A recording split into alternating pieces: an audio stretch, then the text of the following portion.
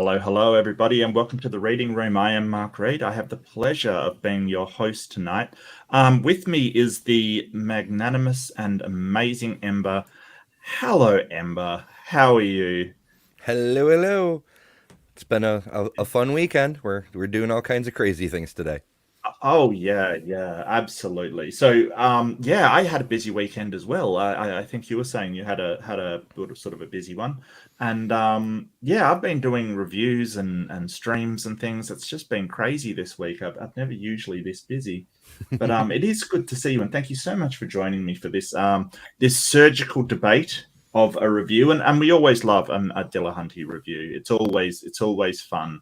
Um, I just, watching this debate, I'm amazed how little gets by him, how little, how little he lets get by without saying, "Hey, no, that's illogical," and the reasons why, kind of thing. I Yeah. haven't heard of Finding Truth. Have you heard of him before? No, I don't think so. He's Yeah, a new critter for me. Hello, pragmatic. right. Oh, Pragmatic. Hello. Oh, How you you got all doing? kinds of activity. Sinedra's a new member, and you got a super Oh, chat. yes. That is something. Thank you so much for reminding me. I'm terrible. Thank you so much for reminding me. I do have to go through a couple of announcements, and we did have a super chat come in. So I do want to grab that as well, because that was very magnanimous and wonderful. Wonderful. Thank you. And I'll just pull up my little thing here. As usual, I'm not organized. I apologize for Be nothing, careful though, about pulling out as your little Ember. thing on YouTube. Look, as long as I'm within guidelines, I'm allowed to pull out whatever little things I want. Thank you very much. Um, Just being helpful. yes. That's what I'm here Well, for. thank you. I should be fine. I should be fine. Um, yeah, I don't see it. I have to. I guess I have to go back into my studio then to get it. Because I did see it come up, and I don't want to let it go by. So I do apologize. That's terrible. I saw it earlier. Supers. I've noticed that Yeah, it was sometimes the chat resets when a stream goes yeah, live. when It's it weird. starts. So I did have it on the screen, but it reset. Um yeah, and it's from Timothy P. Southwick. $20. Thank you so much. I really appreciate it. Absolutely, our Heavenly Father, in brackets, is, praise be Jesus, everything on record, tis is documented, tis made available. I'm just going to pass that for a second. Absolutely, our Heavenly Father is, praise be Jesus, everything is on record, tis is documented, tis made available for to and with everyone. Praying for everyone, my friends review, my Facebook page, and YouTube. Much love, everyone. God bless. There you go. Well, I mean, thank you so much. But you're praying for your friends review, Facebook page, YouTube. It's got prayers for everybody. Yeah. Yeah, thank you anyway. Yeah, absolutely. So, yeah, yeah, it was in the chat and now it's gone. You're right. It has reset, hasn't it? That's weird. But anyway, um, do you have anything you need to bring up? Any mentions or anything like that? You have to do? Nothing in particular comes to mind, though. If it pops up later, I'll mention it then. Yeah, sure. Okay, well, I'll share this debate and we can get started on the review. Yeehaw. No, that's an invite. I don't want that. And there we go. So this is on the channel James is Tired, who I haven't heard of before. I haven't heard of this one. So Hmm. they're obviously doing debates over there. I might sign up for that if I can, like contact James of James is Tired and see if I can't get a spot or something. What do you reckon? 1.5? We'll see how we go. We'll see how Yeah. we go. But I'll get this started, and we can, because I know it's going to be late for you if we go too long. So I'll try and whip through it as soon as possible. I butcher something in the opening few minutes. But we're going to kick it off and go straight in. This is the discussion. Does God exist? Amid, you get to go first. I'll put 10 minutes on the clock. Just toss me your slides and I'll put them up for you. Yeah, so I need to share my screen now? Yep. Okay, doing that. The share screen. Oh, yes. I'm just looking for the screen for this. Okay, so we can start the time now. So let's say a little about me. So my name is Ahmed, and I run Finding Truth, which has like 30K subs. I'm born Muslim, and I chose to remain a Muslim and live my life by Islam. I'm an electronics and communication engineer with a career in computer science and implementing complex systems. I have That's a thing that I've noticed about Islamic apologists. Academic studies of is with Christian apologists, being an apologist is their profession. But with Islamic apologists, they all seem to have a primary job and also do apologetics. Well, that's not necessarily the case, because most most Christians will have a bachelor in whatever, theology or something like that. And yeah, you're right. But there's other people that don't give their CV at the start of a debate. It may just be that, because we can all go through and say, hey, I've worked in this field and I've done this. And you know what I mean? Like, we all have things that we've done. But I wouldn't give that resume at the start of a debate. This is the weird thing about it. Like, what does it matter to the debate what your credentials are? Like, I would understand if it was a debate about engineering, but it ain't. Yeah. Like when J. Warner Wallace, he part of his introduction is, I was a cop for 35 years or whatever. Right. And it's my knowledge of how to investigate cold cases that led me to find Jesus. At least that's relevant-ish to his point. Even that's a long stretch, but... Well, I mean, he does a pretty shit job of cold case investigation when it's applied to Jesus, but details, that's a whole other thing. Yeah, absolutely. And you're right. Sinedra became a member. I see that now. StreamYard's got it on there. Okay, so I'm gonna show much love to Sinedra. They've been around since I started. Wonderful person. Sent heaps of comments over. And there's Timothy, who wants you to know that tis is documented. Tis is documented, Ember, just to let you know. You got that. Tis is. Absolutely. Okay. Absolutely. Okay. Yeah, so this may just be that Muslims generally, like, is there an opposite to poisoning the well? Like when you're setting yourself up as an expert when you're not, kind of thing? Possibly.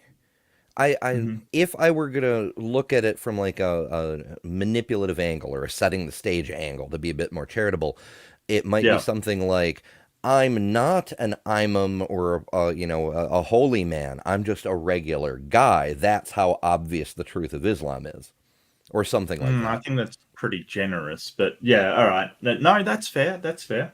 And don't worry about the slides. He doesn't use them. Awesome. Is of Islam for 4 years. I have 30 years experience in information systems, implementations, and design, and have 20 years of executive positions. I speak 4 languages at different levels of proficiency. And okay, so what's the 4 languages supposed to be? Is that still like Hebrew, saying I'm the ordinary man? Aramaic, Greek, Arabic. He'd have to, and of course English. He's speaking it now. So yeah. I mean, if it were relevant to like translating ancient holy texts, then that would be relevant, It just doesn't seem relevant. I'm sorry, Ahmed. It just seems totally irrelevant, and it seems like you're positioning yourself from an argument from authority, where you're the authority. Like, I'm sorry, that's just what it sounds like to me. See and travel the world. And I have a passion for finding truth, and hence the name of my channel. So I'm going to walk you through a few minutes of why I think the existence of God is evident. And in my... Did he just say existence of God is evidence? I think he said evident. Oh, okay. Yeah, that makes more sense. Credentials fallacy? Yeah, okay. Is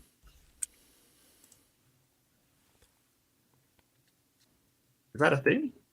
I must admit, I think it's like the argument from authority, except you're setting yourself up as the authority. No, the credentials one is stating it someone doesn't have the proper credentials, so their argument is wrong or unimportant. Yeah. So in this case, it would be like, look at me, I'm an expert at all these things, and who the fuck is Matt Dillahunty? He's just some guy on the YouTubes. Right. Yeah, so I think, whatever the opposite of that is. So, yeah, I have the proper credentials, therefore, yeah.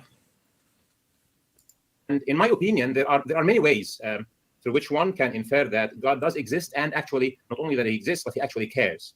And we can take this from the angle of philosophy, from the angle of physics, from the angle of cosmology. But I am going to select one special angle that I actually like a lot, because it is, let's say, ubiquitously evident to the commoner and to the scientist and to the philosopher. So it is the commoner, the peasantry, the peons.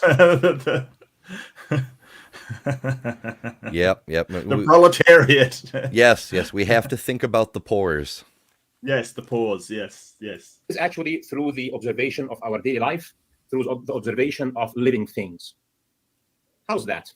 In the Quran, my thesis is about, in this discussion, whether God exists or not. But since I'm a Muslim, God's name is Allah, and I would like to refer to this ayah in the beginning. In a discussion between Moses and Pharaoh in the Quran, Pharaoh asked Moses, "Who is your God?" So he says, he said, "Our Lord is who has given everything its creation and then guided." So Moses chose to identify God by this feature. He guides those that he creates. And hence, this is something that we should be able to observe. Let's compare to our human experience. When us as humans, when myself as an engineer, I engineer a system, I am trying to solve a solution. Engineers solve solutions, a certain need. People need something, and hence engineers find a solution, and they build something to solve this.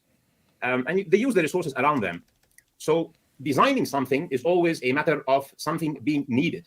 So engineer will design his thing to fit the need, but for this thing to be used properly and to be able to survive its lifetime, an engineer will issue an instruction manual to explain how this thing should be used, so that the user can be guided in how this thing is used. So when you build something, especially something sophisticated, when you have a machine, an instrument, you will give an instruction manual that shows how it is used.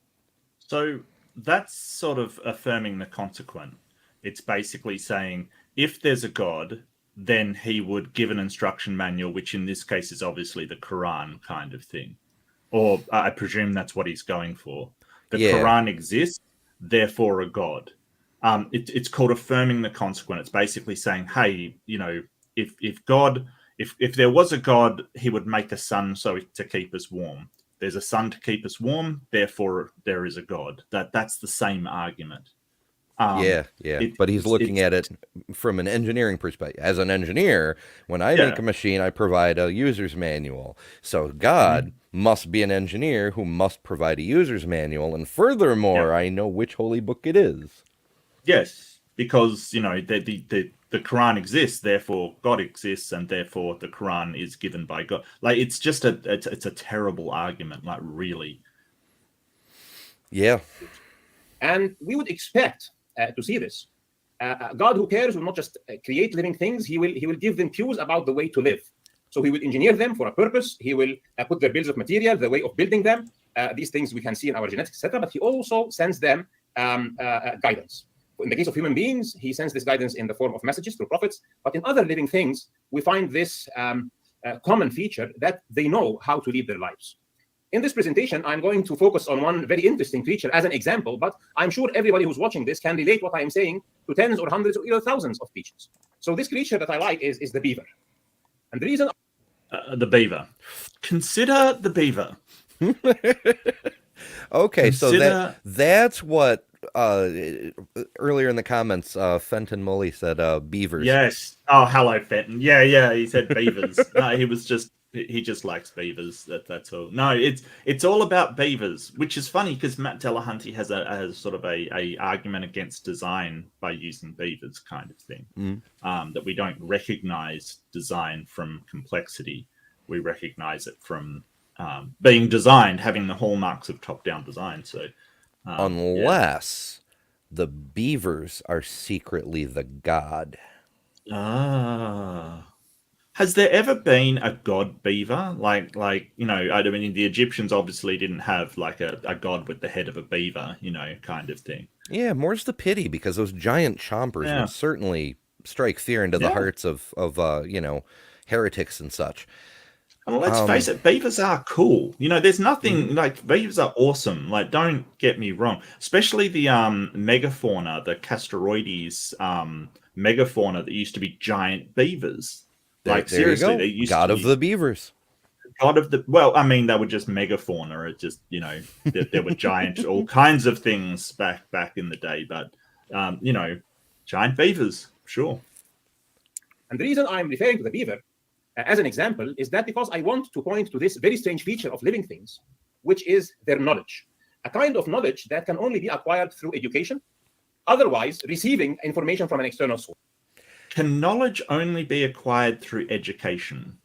Yeah, I think what he seems to be drawing his target around is instinct, and he wants to argue that instinct means that there was training that we somehow never observe or something. That's right. Yes, that's exactly what he's doing. He's sort of going, beavers do things instinctually, and so do all living things do things instinctually. And I'm not leaving humans out of that. There's certain instinctive behaviors that we have. But he's sort of saying, hey, beavers do this instinctively, therefore they've been taught and must have been taught by an agent with a mind, kind of thing. And there's nothing about instinct that suggests that there's a mind teaching. And it brings up the question, when you say knowledge, what are you referring to? Because instinct isn't knowledge. He used this word knowledge. It's very strange because, I've often been fascinated by the different instinctive, hardwired skills that various animals have. Like beavers build dams, birds build nests.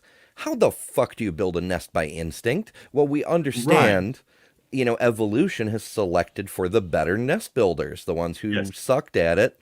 Their offspring weren't successful, so they got weeded out. So it's a crazy gradual process, but we can see how it would happen.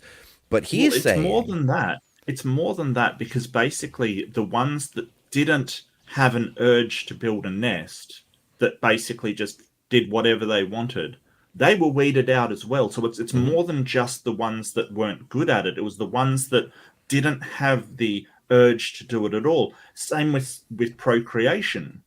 The ones that don't have an urge to do it don't survive. So do you have knowledge of how to procreate? No. Humans don't have knowledge of how to procreate. They just want to have sex. That's it. Yeah, you get the urge and you figure it out or you don't.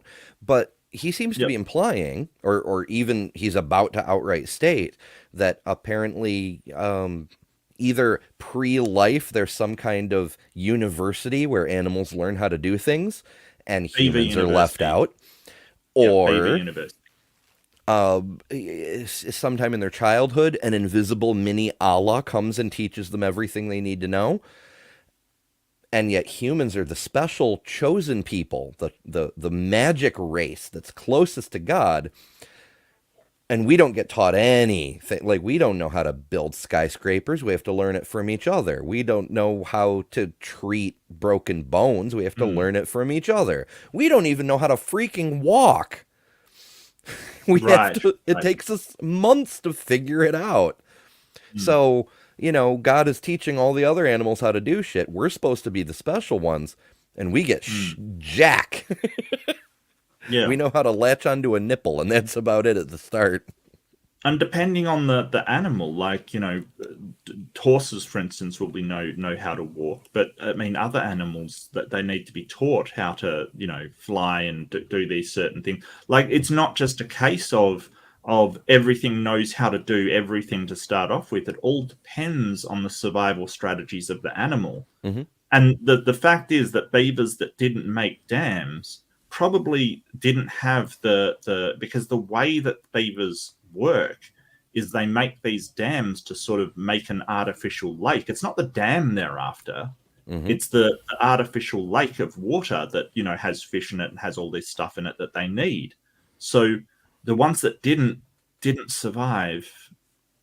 And it's interesting when they go into it a bit later. So I'll start it again. External source. A beaver, for example, has this amazing skill. So this is the thing. How do you know it knows? Like, how do you know that that's a thing, that it knows how, like, what it's doing, rather than instinctive behavior? I don't think that a beaver knows that it's creating a dam. I think that it just does it. It's sort of playing with words, semantics, I guess. Skill of knowing how to build dams. So a beaver can be in a forest. This forest is not wet, and he would find a place in the river. He would select a place, and then he will build a dam.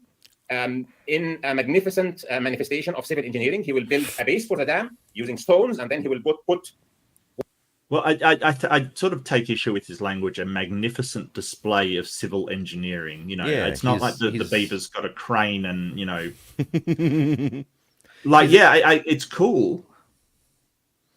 Yeah, he's anthropomorphizing them. He's transferring, projecting everything into human terms. Yeah.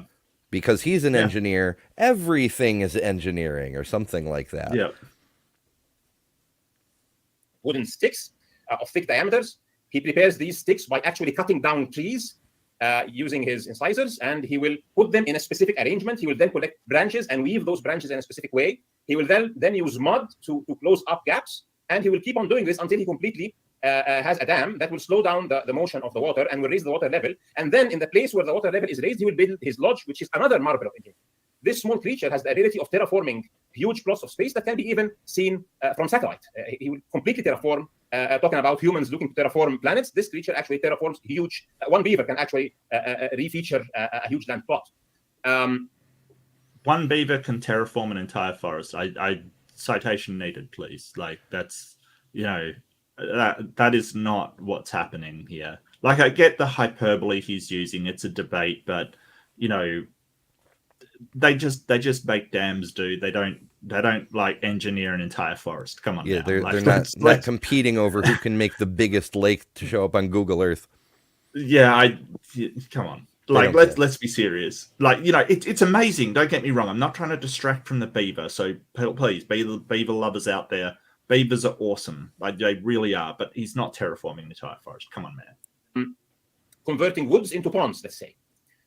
This is, for example, the way he would build. And I would actually advise everybody who's watching this to go on Google or look on YouTube for documentaries about beavers and see the marvel of this thing.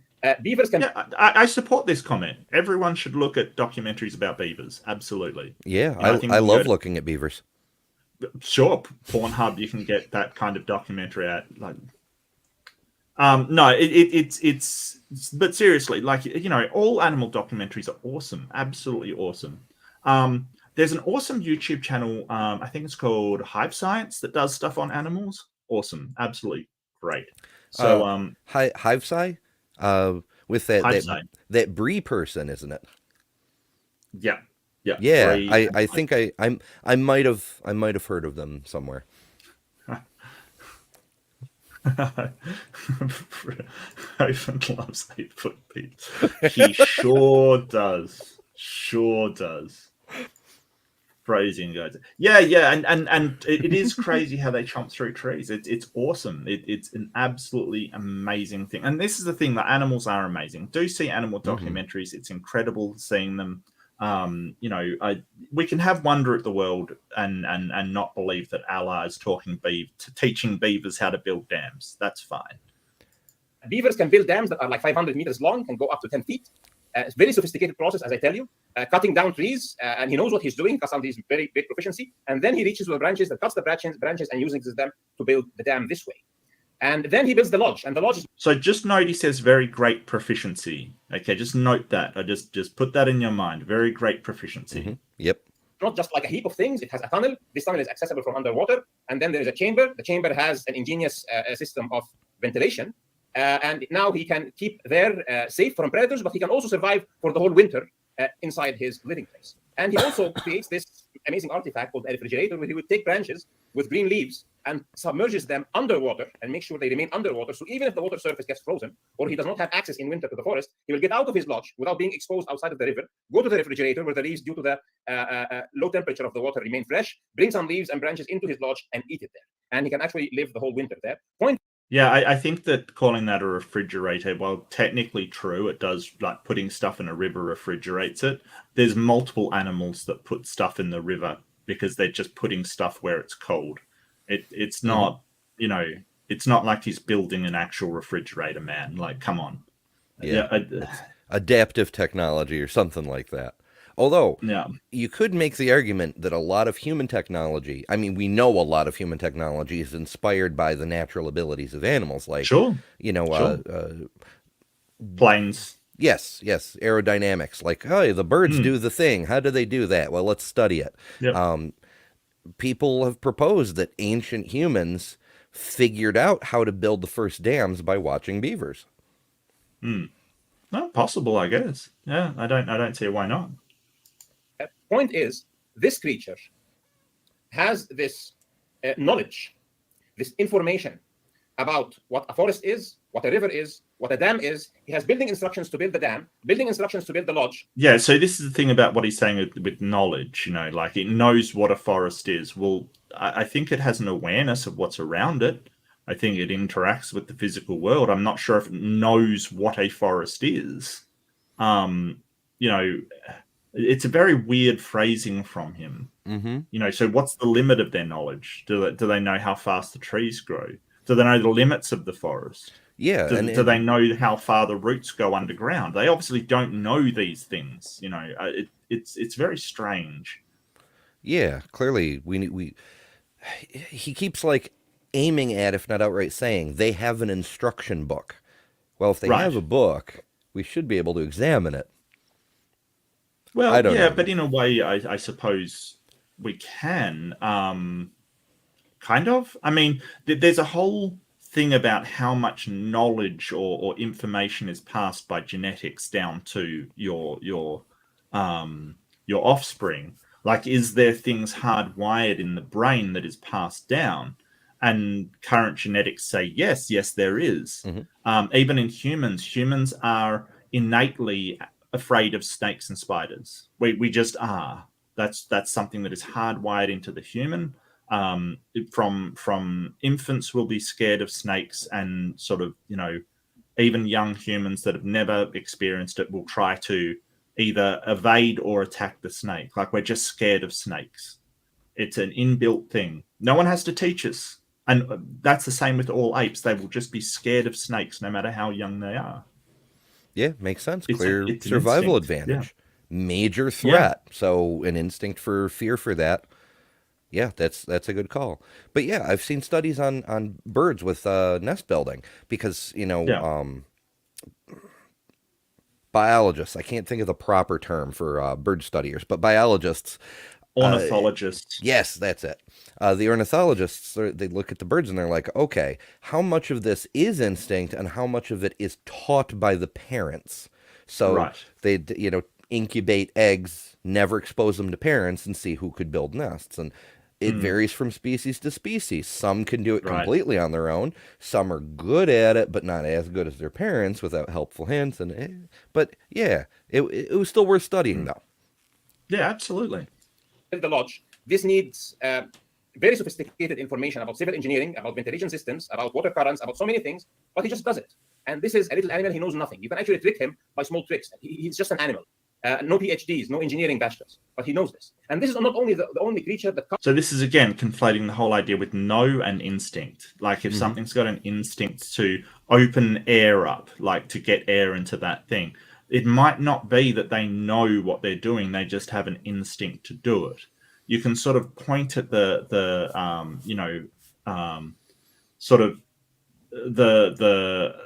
surrounding stuff that you can infer into certain activities, but a lot of it is just instinct. They just have a instinct to build this stuff. Yeah. Like if you put them in a different situation, say you put them in a chamber in a zoo that doesn't have a water flow, so there's nothing to dam, and hand them a bunch of sticks, they're not going to build a lodge. And even if they did build a lodge, because it's a different circumstance, they may or may not put in air vents because it's not submerged underwater. Like they don't have a knowledge of the physics of airflow and the biological necessity for oxygen. They just do it because that's what's been selected for in the instincts. Creature that comes into this, almost every creature has this thing that we call instinct, and some of those instincts go very sophisticated like this. We all know about birds that migrate thousands of miles. We know about ants, very small insects that collectively can build colonies that are very sophisticated pieces of engineering, whether termites that build towers or other ants that build underground tunnels with ventilation, with farms, very sophisticated structures that we use through biomimicry to understand things and build things much better when we learn from these creatures. We know about turtles, we know about salmons that travel from the salt water into the sweet water of rivers. They travel against the current until they reach a specific place and leave their eggs 30 seconds left. Yeah, and they go back. What's the point? There is very clear knowledge. Knowledge comes from a mind. There has to be an overarching mind who has created this universe, who has created these creatures. He is in continuous transmission to those creatures. He is also transmitting to us, but since we have free will, he gives us this knowledge into a message that we can accept or reject, and this is the reason we are here. Thinking that there is a message without a sender would not be a rational position. So my position is God exists, and it is evidence. So there's a non sequitur. Because there is this instinct, then it had to be knowledge placed by a god. I don't understand transmission why. Even. Because they don't have free will. So they're like, they're drones, and Allah is remote operating all of them simultaneously. But if that's the case, why only have beavers build dams? If Allah's running them, why not have the beavers and the storks and camels work together to build a frickin' skyscraper? Well, yeah, and you know, the whole idea that instinct or genetics or sort of wiring in the brain couldn't do this stuff, he hasn't made a case of why that's impossible. We know that humans have instinctive behaviors. You know, an infant will reach and an infant will grasp onto things. Like if you just put something in an infant's hand, it will grasp it. It's an innate, it's an instinct to grasp. And an instinct to look for the mother's face, and there's all these instincts going on in humans. So, it's, you know, I mean, there's smaller stuff as well. It's instinctive to close your eyes when something is thrown at your eyes, right? That's an instinct. Everybody does it. If something's flying at your eye, raise your hand to try to block. Right, it's instinctive. You don't have knowledge of it. It's just instinctive. So he's really playing with this word knowledge a great deal, I think. And the whole thing that you have instincts, or beavers have instincts, because he's not applying it to humans. Yeah. You have free will. His entire argument is that humans cannot have any instincts because we have free will. But we do.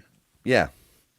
Yeah, I've pointed out a couple. Yeah, humans always are afraid of snakes and spiders. You have to teach yourself to overcome that. That's an instinctual thing. You will always close your eyes when something's flying at your eyes. That's instinctive.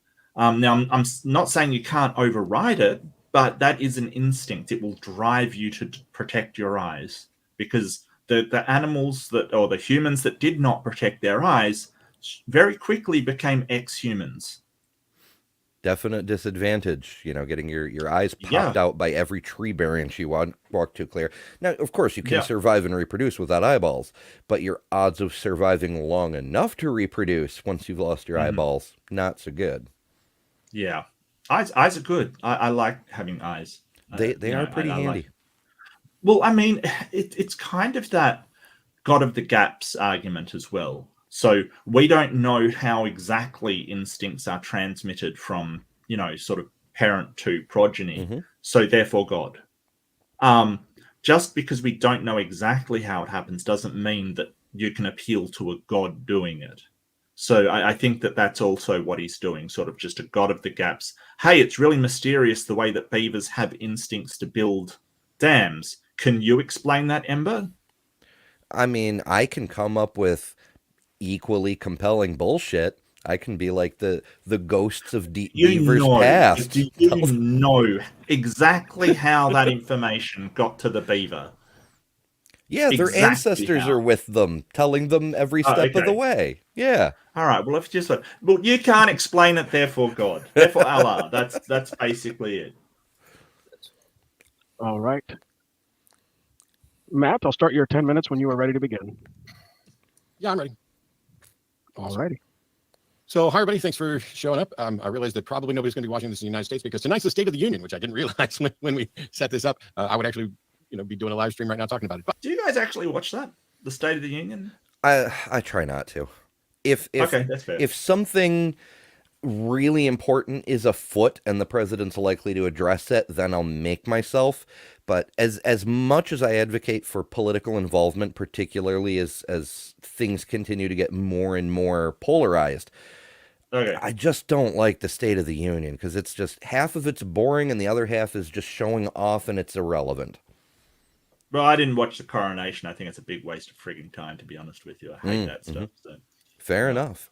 Talking about it. But I've done a bunch of debates, and I try to make sure that when I come in to give opening remarks on these, that I don't just say the same thing every time. And most of the time, I stick with properly applying the burden of proof. If you're going to claim that a god exists or whatever, Loch Ness Monster exists, you've adopted a burden of proof that you then must meet. And my position isn't so much that Ahmed needs to show up and say, God exists, and I need to show up and say, no, he doesn't. It's more of along the lines of, he's arguing that it's evident that God exists, and I'm arguing, no, it's not evident that God exists. And so the burden of proof being on those that are asserting the positive position. However, does the Loch Ness Monster exist, since we brought it up? I think if you asked most people, colloquially, they would just say no.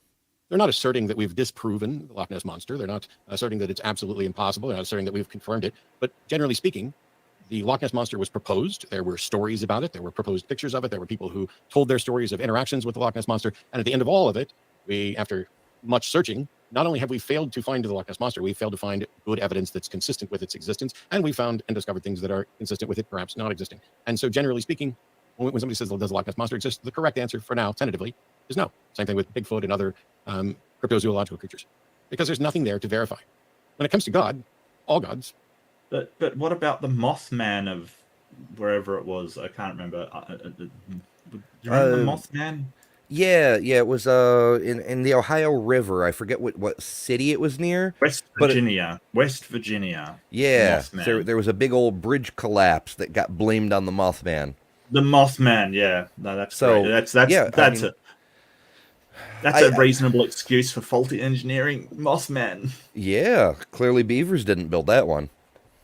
But they do marvels of engineering. Absolutely. Because a beaver dam has never collapsed or anything like that, right?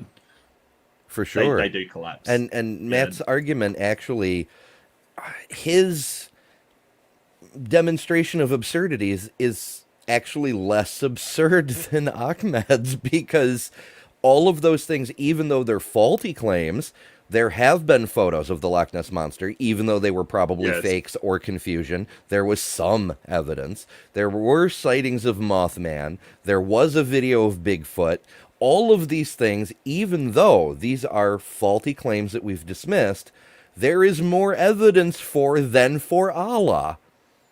It's sort of a post situation. Like, Matt's trying to demonstrate an absurd comparison, but his absurdity is more reasonable than the thing he's comparing it to.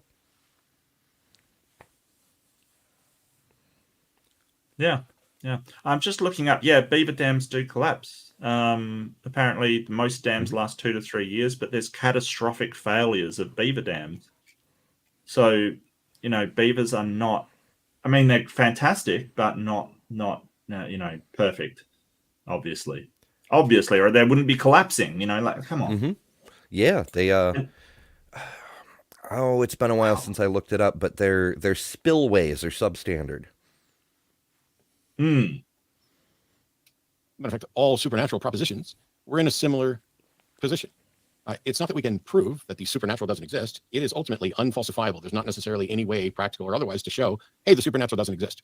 But what we can say is that when people propose the supernatural as an explanation for something, first of all, we're not necessarily confident that we have any good reason to suppose that that should be a candidate explanation, let alone we don't, or in addition to that, we do not have evidence that the supernatural can interact with the natural in a detectable fashion. And so when people claim that they've detected the supernatural or that they're inferring the supernatural, they're essentially claiming to have identified the unidentifiable or discovered the undiscoverable. And in a lot of these debates, because I'm talking about skepticism, because I'm talking about critical thinking, it becomes a standpoint of, here's my position, I am not convinced. And some people get really strung up or hung up on that. And they're like, well, it's not about just convincing you. And you're correct. This isn't about whether or not Ahmed or anybody else can convince me. It's about credible standards of evidence. There are plenty of truths in this world that have met their burden of proof. And you notice that Ahmed isn't using a standard of evidence that is acknowledging other possible candidate explanations, like you brought up my ancestors kind of thing, that the spirits, magic is what caused the beavers to think, some other god, maybe Shiva told the beavers what to do. It's his god that did it. And that is a non sequitur, because even if it was some supernatural explanation, how do you know it was a god? Yeah, it has no explanatory power because it doesn't demonstrate his god in preference to any other possible explanation. Yeah. Maybe aliens put a bioorganic transmitter in everybody's brain that is replicated upon, birth kind of thing. How do you know it was your specific god that did this teaching? Proof. Positions that stand up to scientific rigor or even a courtroom's burden of proof. The claim a bat exists is accepted by virtually everyone on the planet, even if they haven't personally seen a bat, including scientific organizations, universities, museums, etc. The claim that the Loch Ness Monster exists is not accepted because it hasn't met that standard of evidence, and neither is the claim that a god exists. For the sake of diplomacy and knowing how violently some people can be when they respond to attacks on their deeply held convictions, even governments that have official state religions don't generally assert as a matter of fact in their courtrooms or elsewhere that a god exists. Instead, they want to label it religion or personal faith, and they have kind of a hands-off status, saying, hey, this is potentially potentially unfalsifiable. This is a matter of personal faith or personal conviction, and so we're not going to go saying that's not true. But if you listed the things that are verified true, that are known to be true, that are accepted as true. Yeah, and that's spectral evidence. So we used to have that in courts. This is the thing. We used to say, hey, if you got a vision and it's a vision from God, we can use that as evidence kind of thing.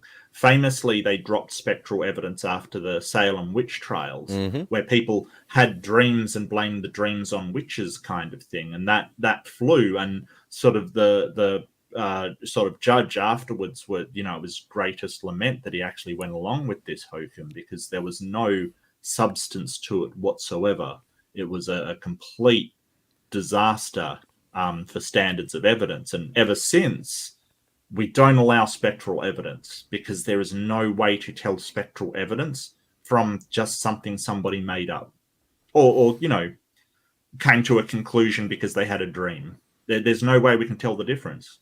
Yeah, I wish we'd done this review a few days ago, because I recorded, already recorded, and it's in the editing process. So maybe I'll make a note. Okay.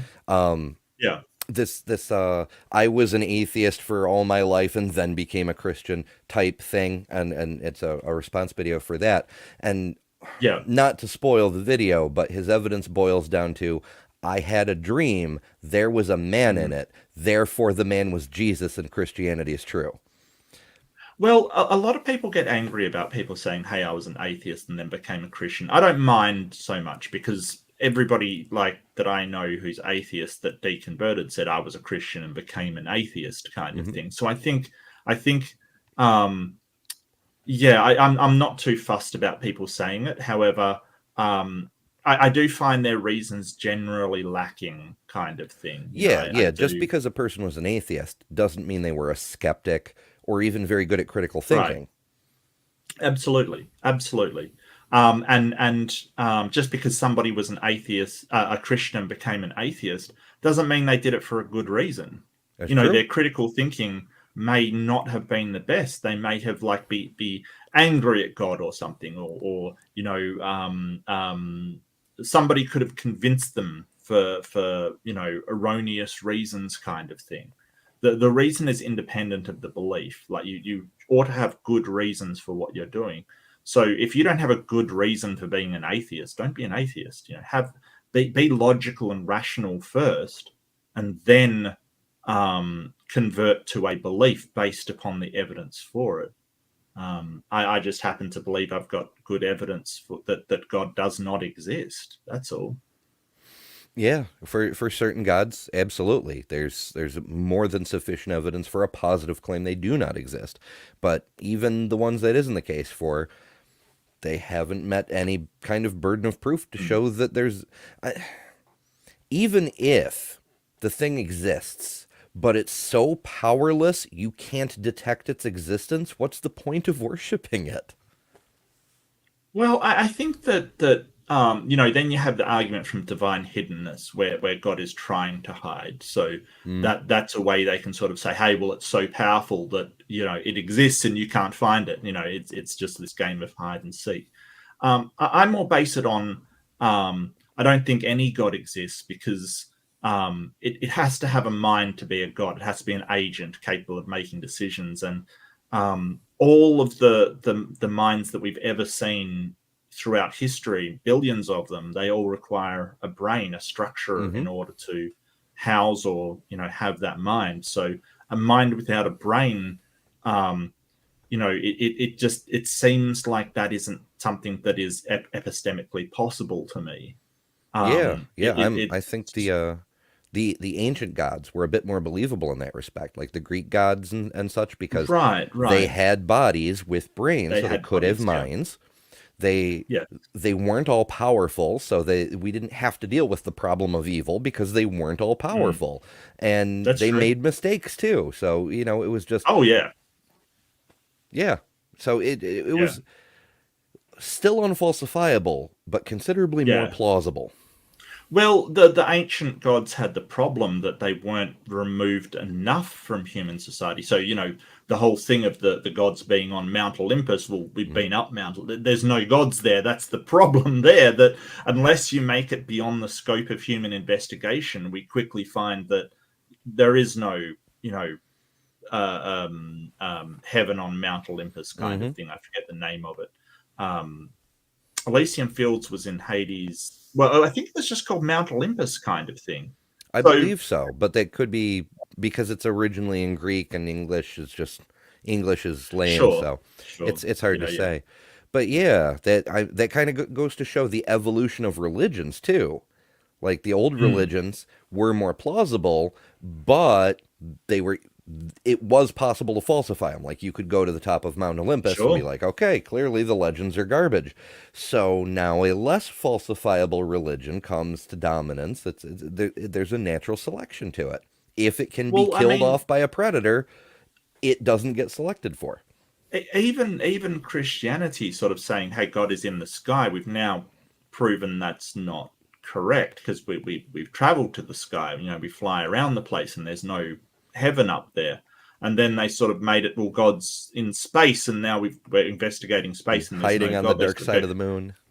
Right. Well, God's outside of the universe. It's like, so I think somebody once said that God is sort of this ever shrinking place of where humans haven't investigated, essentially. So, and I thought that was rather pertinent that.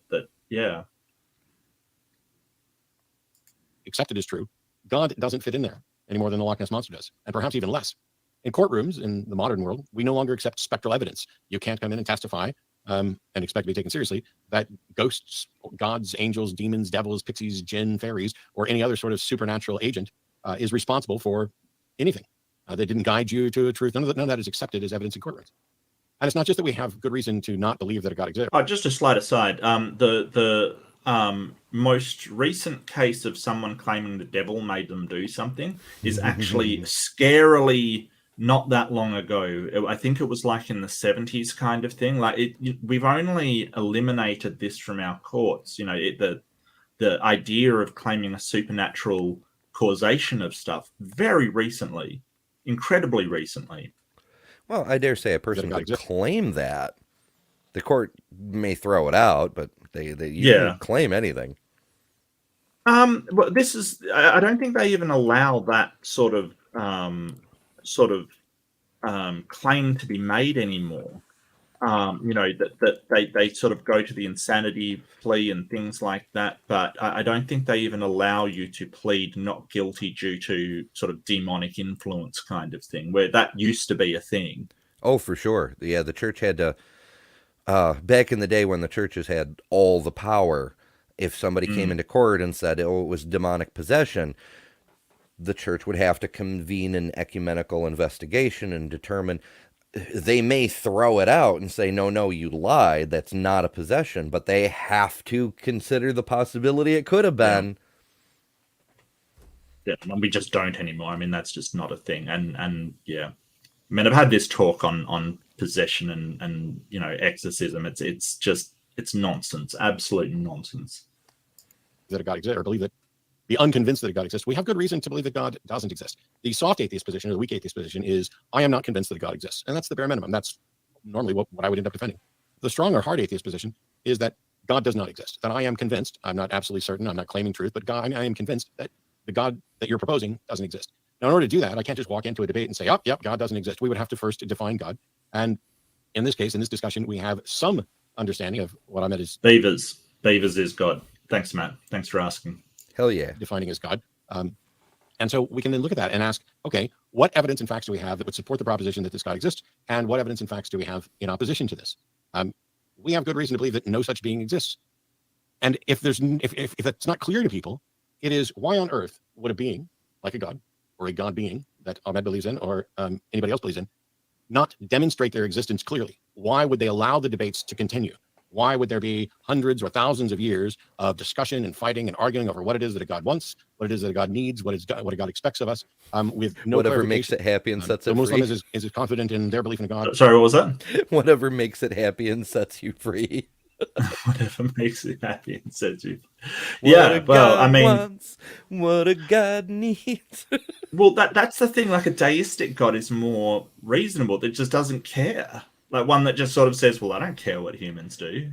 I'm over here doing my own thing. That's why the deistic position is stronger, because if a God just doesn't care if we believe or not, then, it's fine that he doesn't help us find him, kind of. Yeah, one of the arguments that I'm actually surprised I haven't found yet, it's got to be out there somewhere, is the idea that my holy book exists.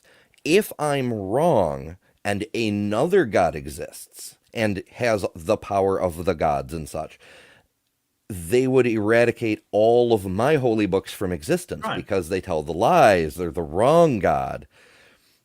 So, or if yours is right, why don't they eliminate all the other ones? Exactly. But the fact we have multiple mutually exclusive holy books indicates that either the God does not give a fuck, the God isn't involved, or wants to cause confusion. That's a possibility, I suppose. But I don't know. I just feel like it should be evident that a God exists if they want us to know what they to believe, or they don't want us making shit up in their own name. Well, I think the argument is then this is the appeal to humans must have faith. So if a God just revealed himself, there'd be no reason for faith. So in order to foster that faith, you've got to hide and make sure. Basically, it's an argument of like, you've got to work for it. You gotta work hard for this God kind of thing. Yeah, that's always struck me as just a bullshit excuse. Like I've got a guy on my channel who comments on stuff. He's a religious dude, but he keeps engaging, so I let him hang around because sometimes he seems to be getting better. Like he says, okay, I understand evolution is a thing that even most Christians accept now. So he's kind of coming around, but then other times he like resets and he's like, oh, well, I mean, Jesus is unquestionable, blah, blah, blah, blah, blah. Because in one video I said, why did Jesus allow himself to die? Wouldn't it prove his divinity? If the point was to prove his divinity, why didn't he do it by like levitating off the cross in front of a crowd? Well, there's a better question, and that's why did Jesus plea with himself to save himself from the death he was putting himself through? Oh, for sure. That's the better question. I was going for a kind of a double bind sort of thing. Okay. I was expecting him to answer something along the lines of, well, if he did that, then people would know he's God and would kill the whole faith thing. Mm. And then I would reply, well, isn't that why he did the whole resurrection thing? So people would know he's God and like worship him and shit. Isn't that a dead giveaway? You know, yeah, and all of the people rising out of their graves and the thunder and the lightning and all that kind of thing. It's like wasn't that to announce? Yeah, you can't fall back on the it would destroy faith argument when he literally does a miracle the next thing. It's just a weaker miracle. Right. Yeah, it's kind of odd, isn't it? Mm-hmm. Their belief in God as a Christian is, and in many cases as Hindus and others are as well. Why leave so many people flailing about, incredibly confident in their conviction that not only is there is a God, but that this individual has found the correct one and is communicating with that God? The personal experiences that people portray for each of these beings, you can find that in competing and conflicting religions. Why are these believers left to infer that a God believes? Why are they left to look around the world and try to find something that they can then prop up and say, here's the thing that seems to suggest or strongly leads me to conclude or allows me to infer that there is some sort of mind behind this? Matt, maybe God's just a prick. Like, you know, it doesn't fit with Ahmed's God. It doesn't fit with the Christian God. It doesn't really fit with any God out there. But the deistic one that just doesn't care, you can make that argument. So I'm not sure Matt's covering everything here. But well, yeah, I do like his thing of... It's hard to cover everything. Well, I do like his thing of, well, we've got no reason to believe that there is a God, you know, because a God that is all-powerful, that can hide itself using omnipotence, like endless power, we will never be able to detect that God. So that God, you won't be able to tell the difference between a God with unlimited power using that power to hide and a God that just does not exist at all. That's, you know, how are you supposed to tell the difference? But I love that argument, that version of divine hiddenness, because it goes back to what we were saying before. Oh, well, my God revealed himself through X miracles and said holy book and whatever. Right. That directly contradicts what they had just said, that he has to stay hidden so that faith still has meaning. Well, then why would he reveal himself ever? You just... Right. It's not quite a clincher, but it's teetering the scales to say whatever religion you're arguing for, you just made the case that humans made that up. Well, it's kind of it means that you know the God being isn't sure in what it wants to do. Does it want itself to be found, or does it want itself to be hidden? Because it's failing on like either count. Because if it wants itself to be hidden, then the miracles and the things that it's doing clearly show that you know it could exist. Even though it's bad evidence, it's still like a bit of a giveaway. But if it wants itself to be seen, then the fact that none of the evidence is strong enough to actually demonstrate its existence, well, it's failing on that too. And there's a fantastic argument that goes, you know, you sort of say, does a God want me to know that it exists? And you know, if it does, then it has failed because I don't know that a God exists. Can a God fail? If it wants me to know that it exists, why don't I just know that it exists? Yeah, right? Especially if it's able to transmit into brains and things. Why don't I have the knowledge of a God when I was born? Well, according to the Bible, you do.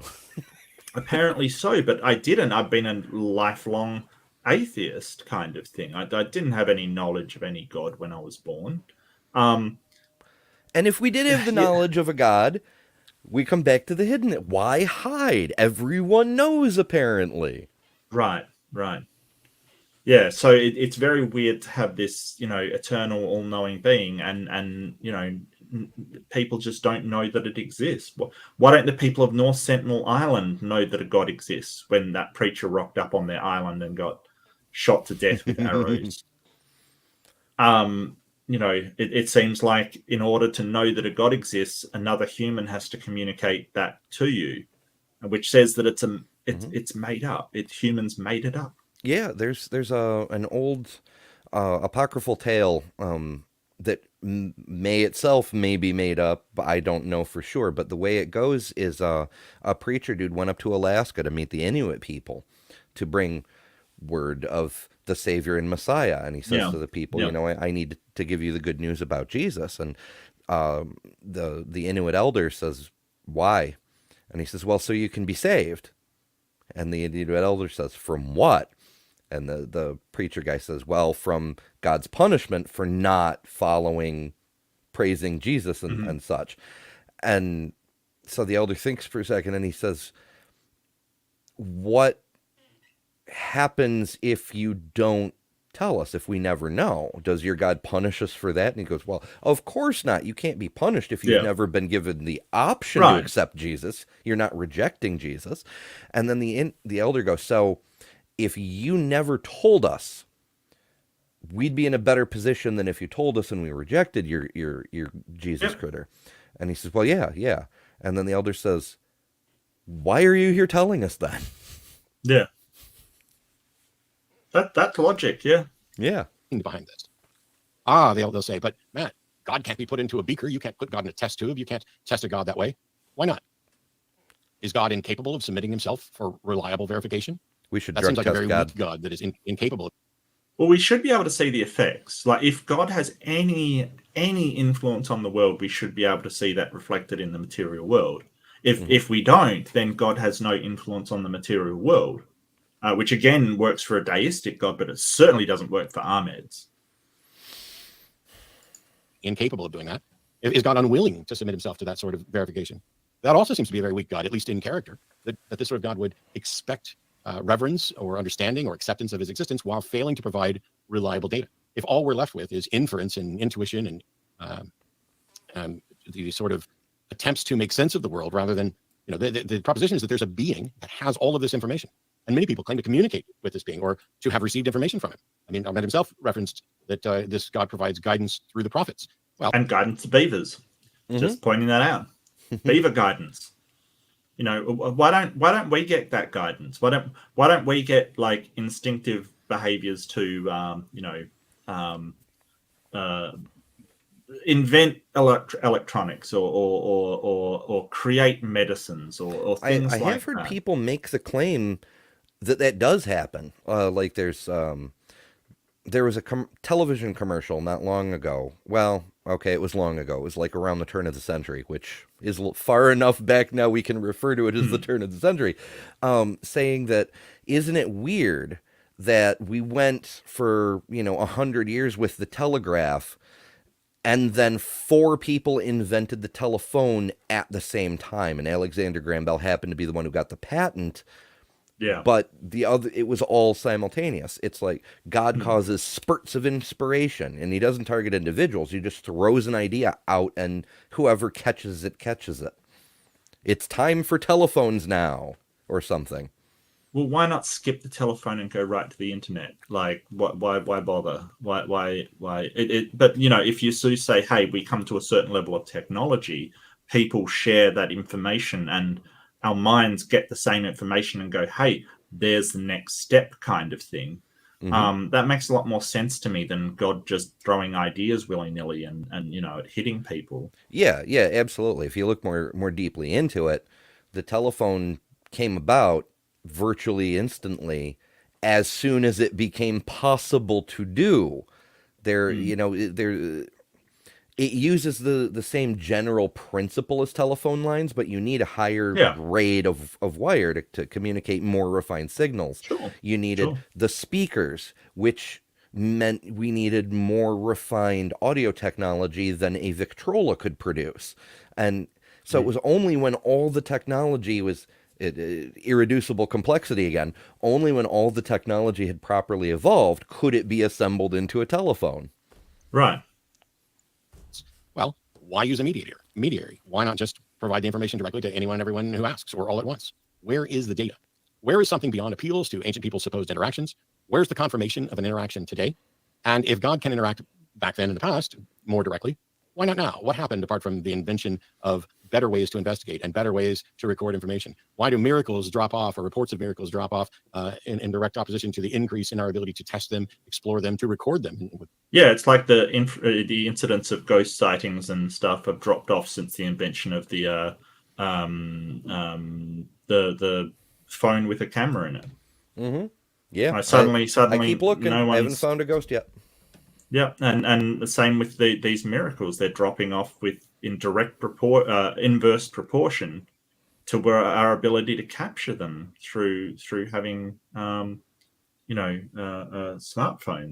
I don't, it seems weird. I think that these miraculous claims and these any supernatural claims. I mean, let's not just pick on religion. Any supernatural claims, the reporting and the capture of them should be increasing with the number of smartphones with cameras that are out there, but they're not. And the question is, why not? Heard them with video and other information. It is all interpretation, personal experience, changed lives, all of it ignoring psychology and science and failing to meet any burden of proof at all. It is, let's look at the world around us, try to figure out how it works, which is a wonderful process. And then instead of going with reliable methods that we would include as science, some have said, instead, I infer that the best explanation for all of this is some sort of magical being that is currently hiding from us, but is giving us just enough information for me to be warranted, but maybe not you. And on that front, I don't believe that a God exists, and I may in fact believe that the God does not exist. All righty.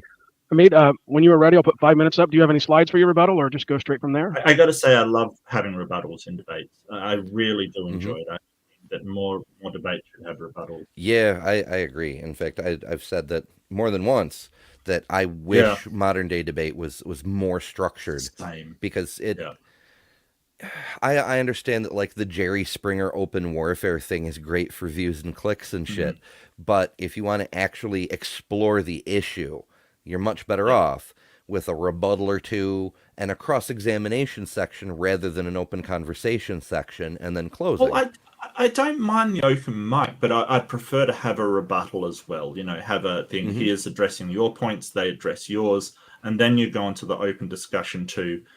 So if you feel like something did have an opportunity, like, oh, they rebutted that really well, we can then focus on that kind of thing. I think it's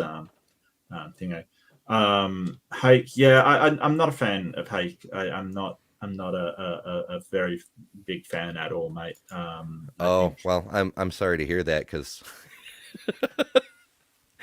as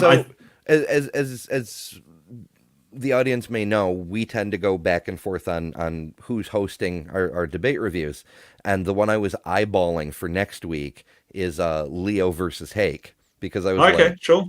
Leo is fantastic, and Hake just was so hugely bigoted about so many things. There's a lot to talk about.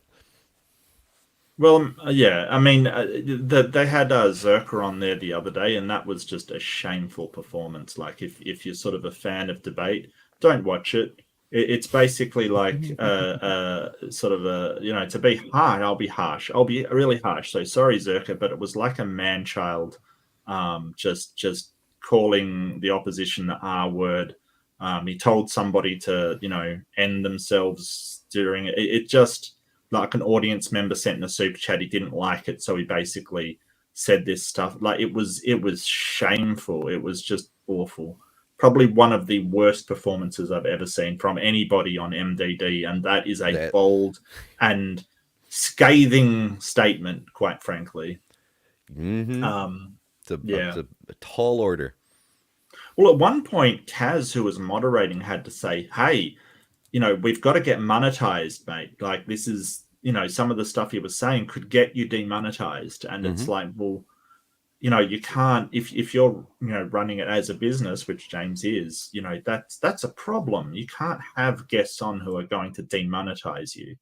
And James rides a fine line as it is, for sure. I mean, I appreciate the willingness to bring new people on and expand more voices, but there definitely should be some effort put into, okay, here's some basics that you need to know before we let you on the show, Right. Yeah. Straight from there. Oh, you're muted, I believe. Yeah. So I will go ahead. Before we do that, is it possible to pause for just 2 minutes so that I can run Yeah. to the room? Okay, just get back to. You are good to go whenever you're ready, Matt. Just let me know and I'll start the timer. Or not, Matt. Sorry, I made my apologies. Sorry. Yeah. I made.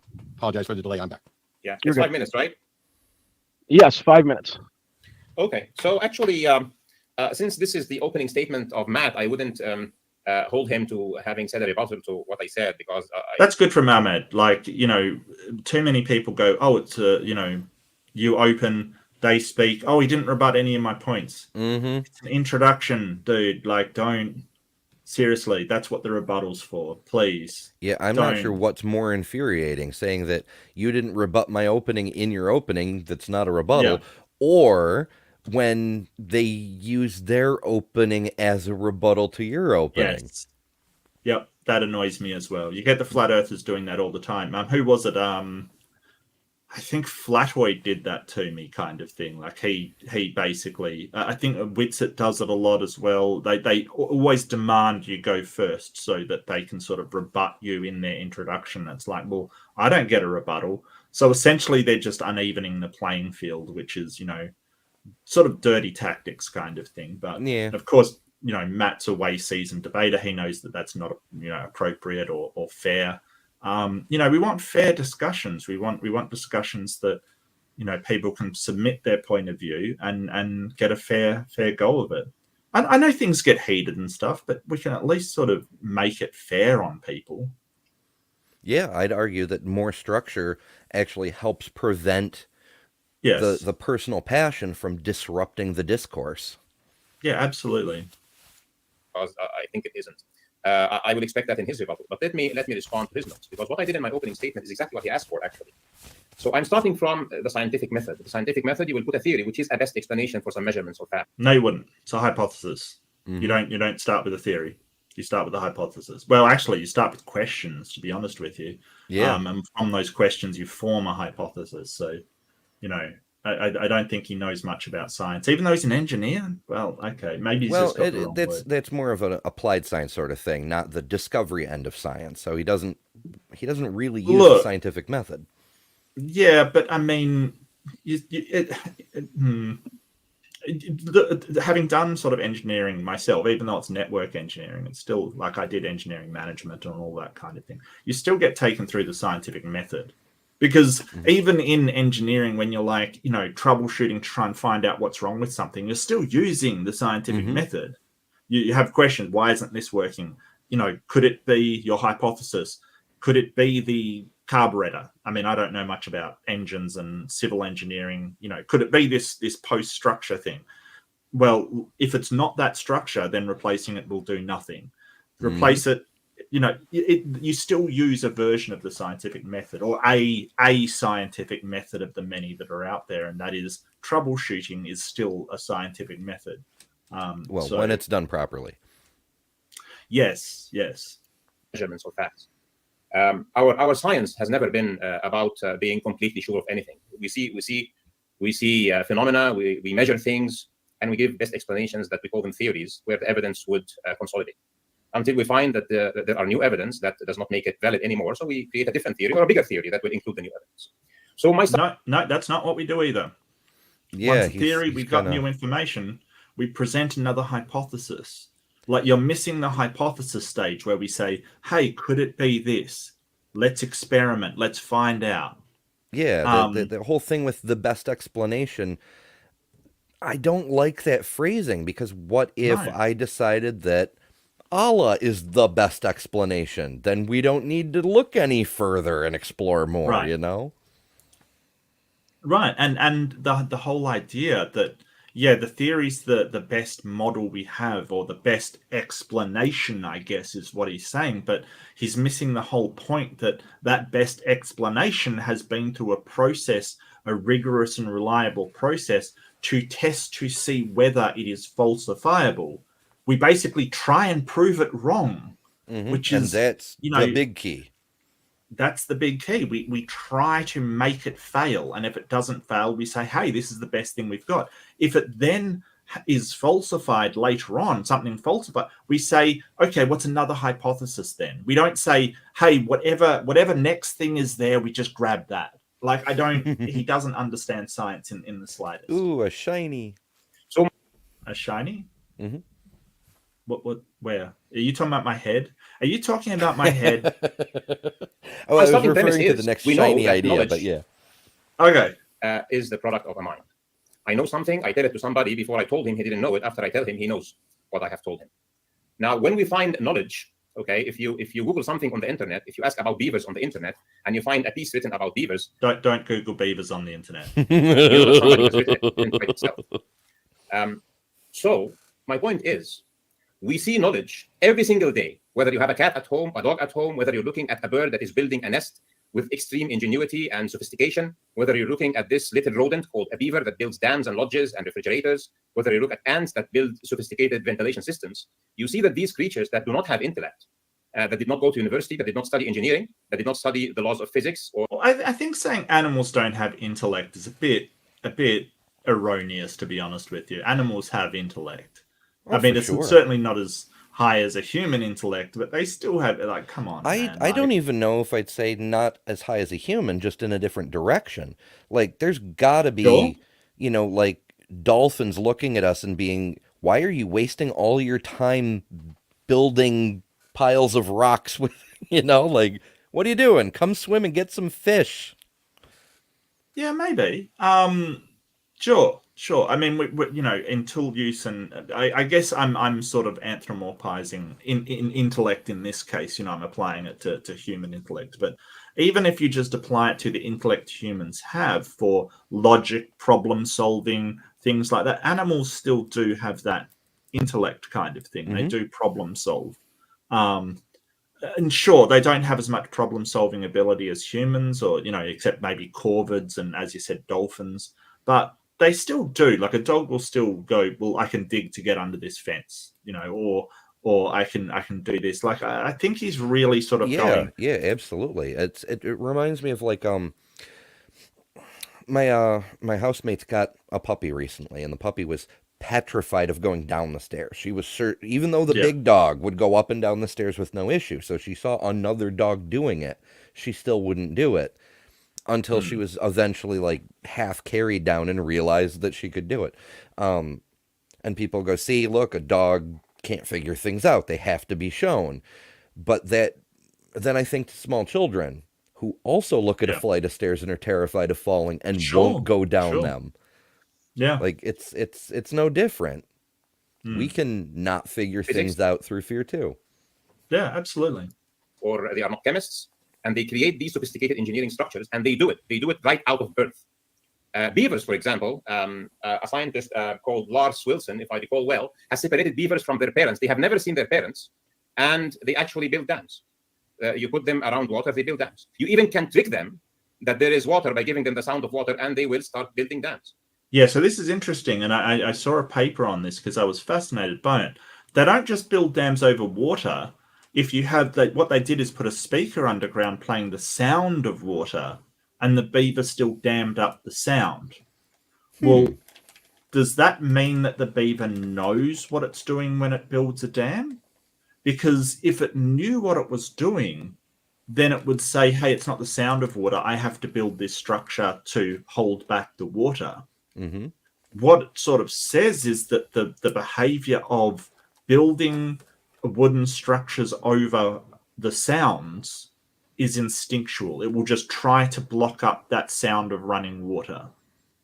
So this is actually a point against him. Yeah, I tend to agree. It's like the fact they could get it from sound, that's fascinating, and it definitely it's kind of disastrous for him. I'm thinking of, like, humans with nails on a chalkboard. We don't bother to look to see if it's real or someone playing an audio tape. We just cover our ears and get out of that room, you know? Yeah. It's just sort of, you know, a sound that we innately dislike and sort of, you know, move away from kind of thing. Mm-hmm. Or a can opener. If you have a cat and you have a can opener, They will come running every single time they hear that can opener. That might be more a Pavlovian response kind of thing. They've associated the in all fairness. But I think stuff like hearing a child cry, like cry out or scream, like you sort of look for the child automatically kind of thing. There seems to be some behaviors that are just based around sound. We hear a certain sound and we just react. I'm sure that there's other animals that would probably do the same, like dolphins and whales and things like that, which have way more their senses are way more based on sound than ours are. Ours are more based on sight. So as I said, like you will close your eyes if something flies at your eyes, kind of thing. That's just an innate reaction. So the fact that deep beavers what they're doing is not building a dam to block up water, they're building a dam to block up the sound of water, is very telling. And it sort of shows that they don't really know what they're doing, because if they knew what they were doing, they would just block up water. Yeah, you could you could conduct a test for that. You could run water in such a way that there's like no rocks or pebbles or disturbances, like in a laboratory setting. So it's smooth and therefore silent. And they'd still block it up if they were consciously doing it. But the fact it's a sound cue makes sense, because when a little baby beaver grows up and needs to leave home and go find his own place to make a new pond, he's going to be using sound to do it more than sight, because you can hear a river long before you can see the river. Right. And it doesn't matter. The beavers that they're talking about, they actually were raised from birth in captivity. So they never met their parents. They couldn't possibly have learnt anything off their parents, but they still would block water and make dams. But the real fascinating thing is they'd block the sound of water, and they'd make dams at the sound of water, which, he could have not mentioned that and he would have been in a better spot, to be honest with you. But, kudos for being honest. That I think he's just shot himself in the foot, though. They have this innate knowledge about how to build dams. Ants do the same thing. Birds that migrate do the same thing, etc. Now, if this is not enough, that every living creature around us, to an agnostic, let's say that Matt has described himself as taking a soft atheist position, that, okay, I don't know. Show me something that tells me that there is something beyond this universe. Now, as a communication engineer, specifically, my specialty, my study. So this is the thing, like, if you're an agnostic, tell me something that shows there is something beyond this universe. I don't get what he's after here, because I think he was trying to steel man Matt, which it's ironic that he's steel manning by referring to Matt as a soft atheist, because soft and steel, it's just fun. But Matt made that argument about the strong atheist position. He could be a strong atheist with regards to this God, but Ahmed is being more generous and saying, in this case, let's say Matt is a soft atheist and is just an agnostic and says, he's saying, show me something to prove that there's something supernatural. Oh, I gotcha. Yeah. We've got the logical fallacy argumentum ad castores, which I believe is argument from Beaver. I love it. We need to contact rationality rules and get it onto the next set of his playing cards. Yep. My study. If you have information, Matt, there has to be a sender. There needs to be a channel so that the receiver will receive anything. Nope, that's not true. Not information. That's communication, sir. Not information. Living thing is receiving information that is beyond his physical composition, and you do not consider this. So I have information, even if I share it with nobody, right? That's information that I have. I have information from my senses at birth. I'm born, I feel hot, I feel unhappy. I have information that I will never communicate to anybody, right? That I will never transmit. It's still information. Sorry, Ahmed, you're just wrong. Evidence for a transmitter. We do have a problem with our scientific inference. This is the way we do science. Now, then your question. So why doesn't God communicate with us? Well, he does. He does send us messages, but we are people. If he sends the message right into your brain, if he treats me and you like he treats beavers and ants, what's our choice? If he feeds us into us the knowledge that we need for our life, it is not what he intends for us. Different from all other species in the living kingdom, humans come with very minimal knowledge. Maybe things like how to suckle, for example. But even the very basic things that we need to know to lead our lives, we need to learn, we need to acquire this knowledge. Yeah, so we have innate knowledge. Thanks, Ahmed. You just proved your point wrong, because we don't have any of this kind of knowledge except the knowledge that we do have. Yeah, thanks, Ahmed. But like I say, I think his idea of what is knowledge, he's putting it on a higher level than what I think it is. Like, so instinctive behaviors, I don't think qualifies as knowledge. I think they just are instinct kind of thing. I think they just, just like the snakes and spiders. Like, if you think about why do you react that way to snakes and spiders, there's no knowledge there. There's no answer to that. You can come up with reasons. You can post hoc a justification, but there's nothing behind that instinct. It's just a trigger response. Well, and there's other things you can sort of point to, like, why do you chew your food? Like, so you're a baby, you've just gotten your teeth, kind of thing. Why do you chew your food? Why do it? You're not really taught to do it. It's just you instinctively know how to do it. I think you just answered a very long-running question of mine. Why do we bother to go through teething? What a stupid freaking evolutionary idea is that? That may be why, to encourage chewing, because your gums are sore, and so you want to bite things to try to, I have it's no to idea. teach chewing. Perhaps. It's a perhaps. A Maybe. Hypothesis. Hypothesis a bit. Yeah, but that's a good point. But I think we're born without teeth because we need to suckle, because we are mammals. That's what we do. Mm-hmm. And then that would hurt. Like, if we had teeth at that point, that would probably hurt the mother. Possibly cause wounds that would become infected. So we don't damage the food source.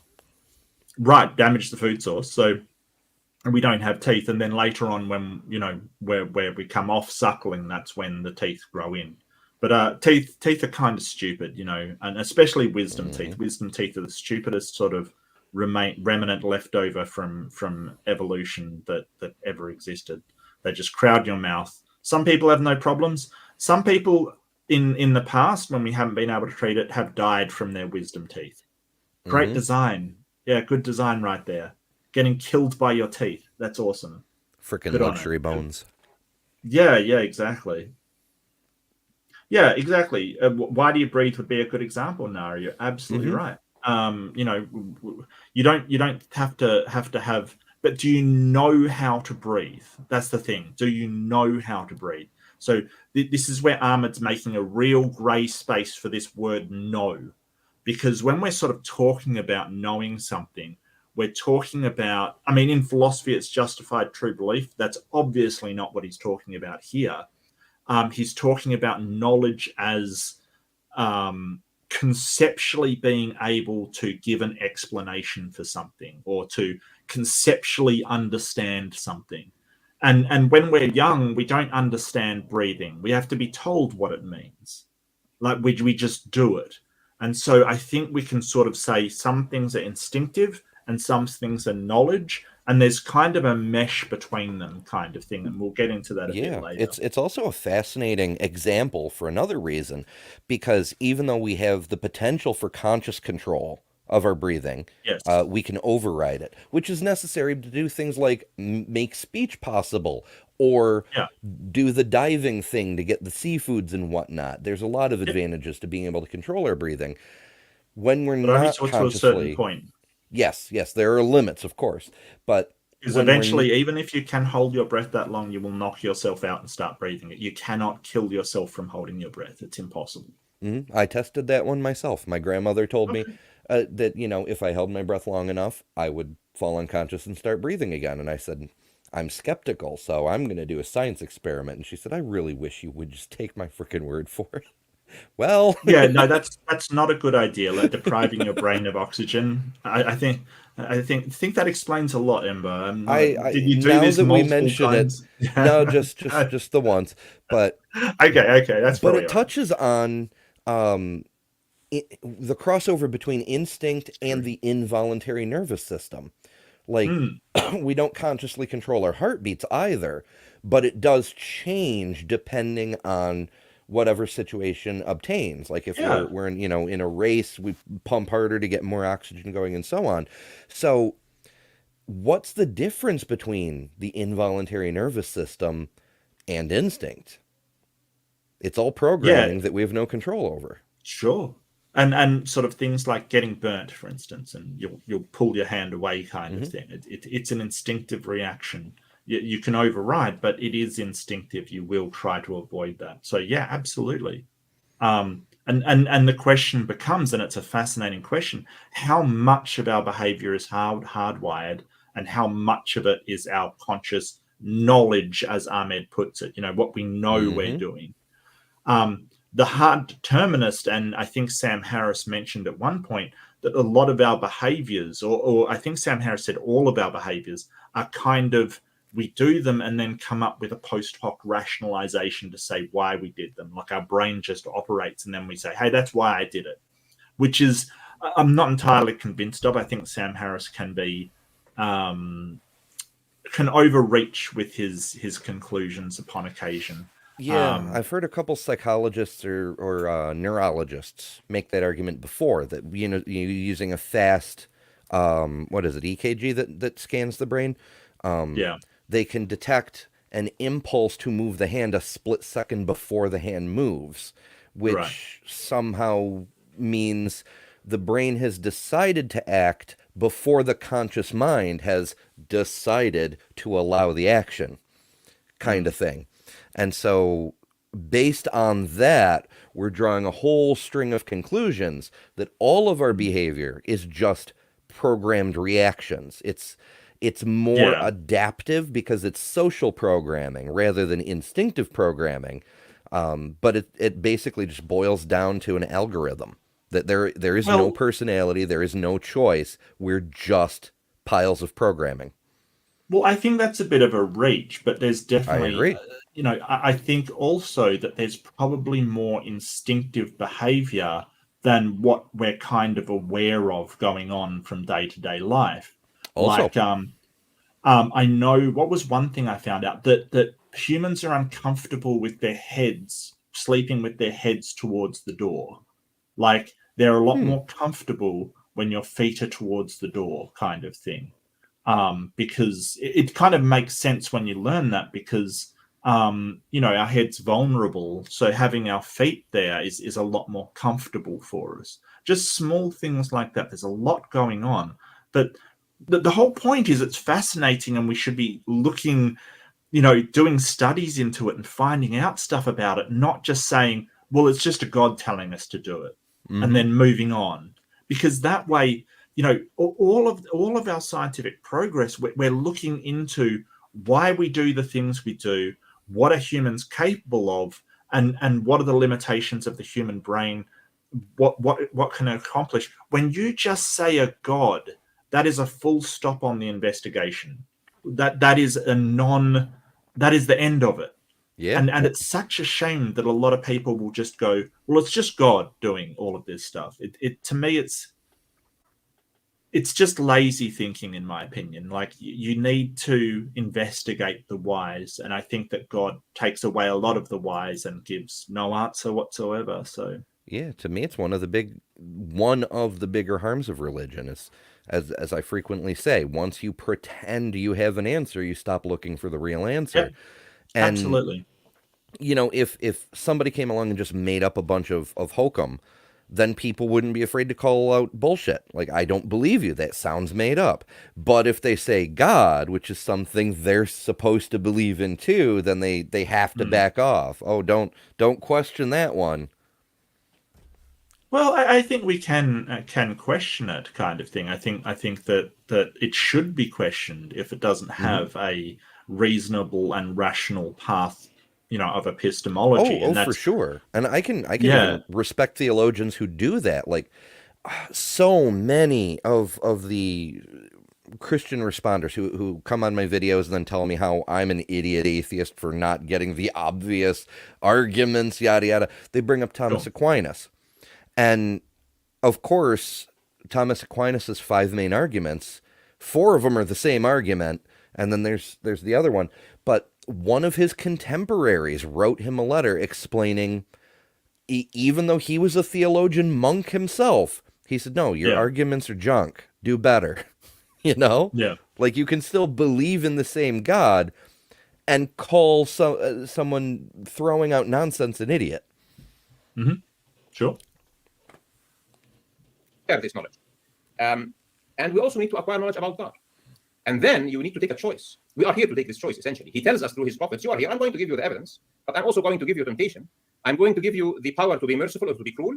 And if you choose to be merciful, then you are more like me. If you choose to be cruel. I'm just going to call out, this is not my super chat. This is Brian Stevens, who I do know. And Brian, that's not how you spell lightning. That is lighting. Lighting needs a lighting thrower. That is not lightning. Well, I know Brian. I like Brian. Brian's awesome. So, yeah. Known him for ages, actually. Yeah. I'm just thinking, like, coming at it from a photography perspective. If it's lighting, then it does need a lighting. Maybe not a thrower. I don't suggest throwing your lights, but yeah. Although the light does, the area of the fall off that's useful, like before it gets so dim that it's just nonsense, that's called the throw. How far does the light throw? Isn't the sun a lighting thrower? Like, if you want to get technical about in that respect, yeah, absolutely. Worship the sun. There you go. Sun worship confirmed. I'm still saying we know the sun is real. It has that much going for it. Yeah, that's George Carlin's thing, right? At least I can see the sun. Mm-hmm. In your heart, you are more like fire. You will join fire. That's it. It's a very simple choice.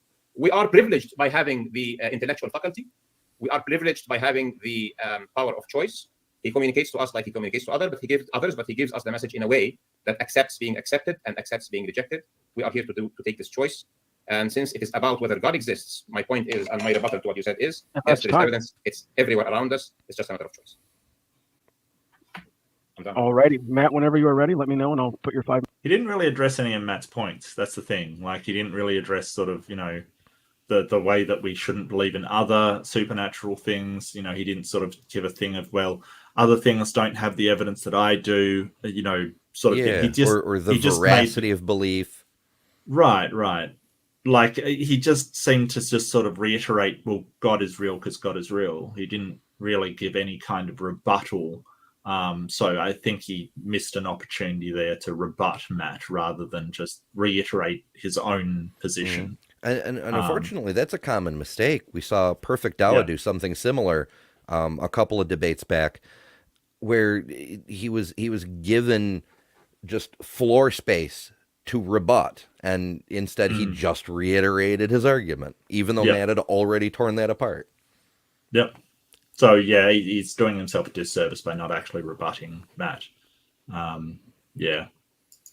Put your 5 minutes on the timer. I am ready as I'm going to get. Oh, Jerry, short timer? Oh, yeah, I'm sorry. Let me reset that. Yes, you are good now. Okay. So it seems to me that Ahmed's primary case is that, from an example of a beaver, that there's a creature who has knowledge who we don't necessarily know how that creature could have certain knowledge or information.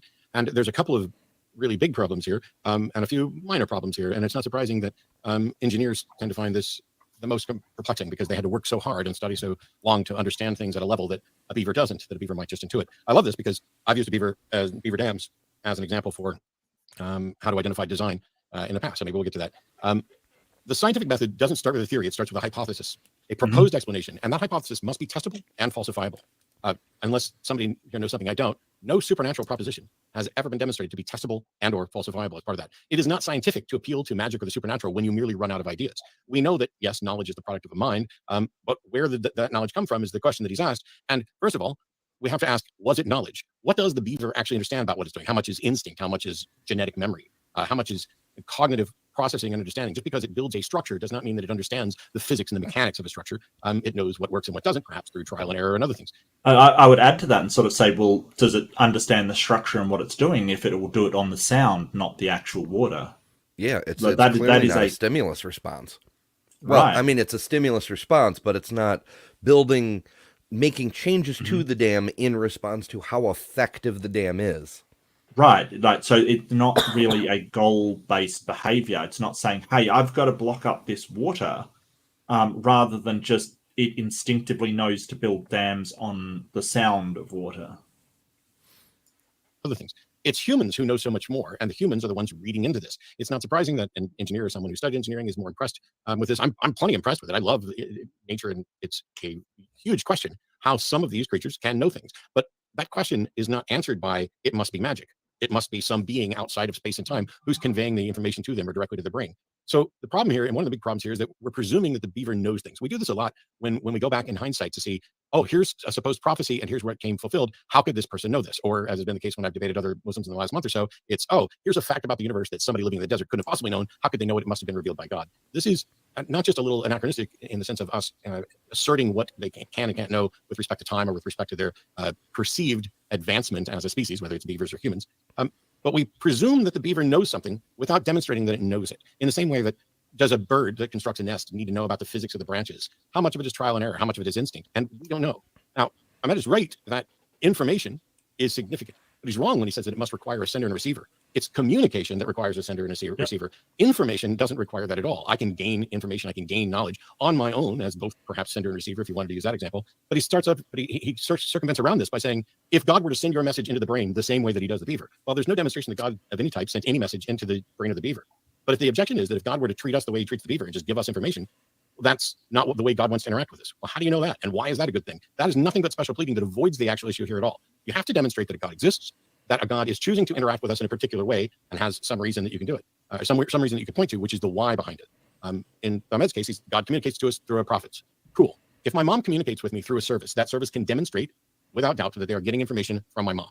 As soon as the prophets that you're pointing to demonstrate that they are in fact getting information from God, then you can call them prophets, but not 1 second before. Just because someone says something in a prophetic sense and you find it valuable or true, that doesn't tell you at all where the source is. So this isn't a scientific method. This isn't a scientific method that's being put here because science doesn't get to appeal to the supernatural. When you list off candidate explanations, you don't get to list explanations that aren't accepted as candidate explanations. And what we're doing here is saying, hey, I can't think of how this can be unless there is a God. Therefore, it's a good reason for us to believe there's a God. And that is an argument from ignorance fallacy. Sorry, argument from incredulity. And that is time. Yeah, so Matt, as always, is just, just demolishes point by point by point. Now, I just as a big fan of debate, I want you to note that Matt takes immaculate notes. I don't know what he's written down. I've never met the man. I've never seen, but the way that he addresses every single point, I know the not kind of notes that's required for that. And I see him look down occasionally to refresh his memory. He really does just absolutely demolish that right out of the water. He doesn't like to leave anything on the table for an opponent to say afterwards, well, he never disproved this one point, so clearly I was correct. I think... Yeah, sorry, go ahead. Okay. I do like, even though short time, so he only briefly touched on it, his thing about prophets. Like, even if what they say comes true, you can't call them prophets until you demonstrate the knowledge came from a god. Right. Because, for example, earlier in the video, you called out that he would... that communication is not the same as information. You made that point, and then Matt just said that. And then earlier in the video, I said that humans, one example of a human instinct is latching onto a nipple. And then Ahmed said that, even though it hurts his case. So, by Ahmed's standards, we're both prophets, because what we said came true. Right. But by Matt's standards, nobody's demonstrated that knowledge came from a god. Right. So we can't be called prophets until that part is demonstrated. But I am a prophet. I have to be. That's the thing. Sure. So one of the things I think he did miss was the sound of water. I would have liked to see him say, hey, the fact that they react to the sound and not the actual water shows they don't have knowledge of what they're doing. Because if they had knowledge of what they were doing, no engineer goes to build a dam and builds it on the sound of water where there's no water, right? Like, you can turn this engineering thing back on him to say, hey, the fact that they're doing it on sound means that they're not, like, what kind of engineer that knows about dams would build a dam on no river, like just with the sound there. Well, no engineer would do that. There is that bridge in Alaska that was built over a river that does not exist. Yeah, but presumably there was a gully or some kind of obstacle there. I don't know. What's the bridge? I want to know. What's the bridge? Fact check, Ember. It's. I don't have specifics. It was just when Sarah Palin was running for office, it became a political football that she is infamously bad at running things because she built a bridge to nowhere. What? Because she just had to burn some state budget or something. Okay.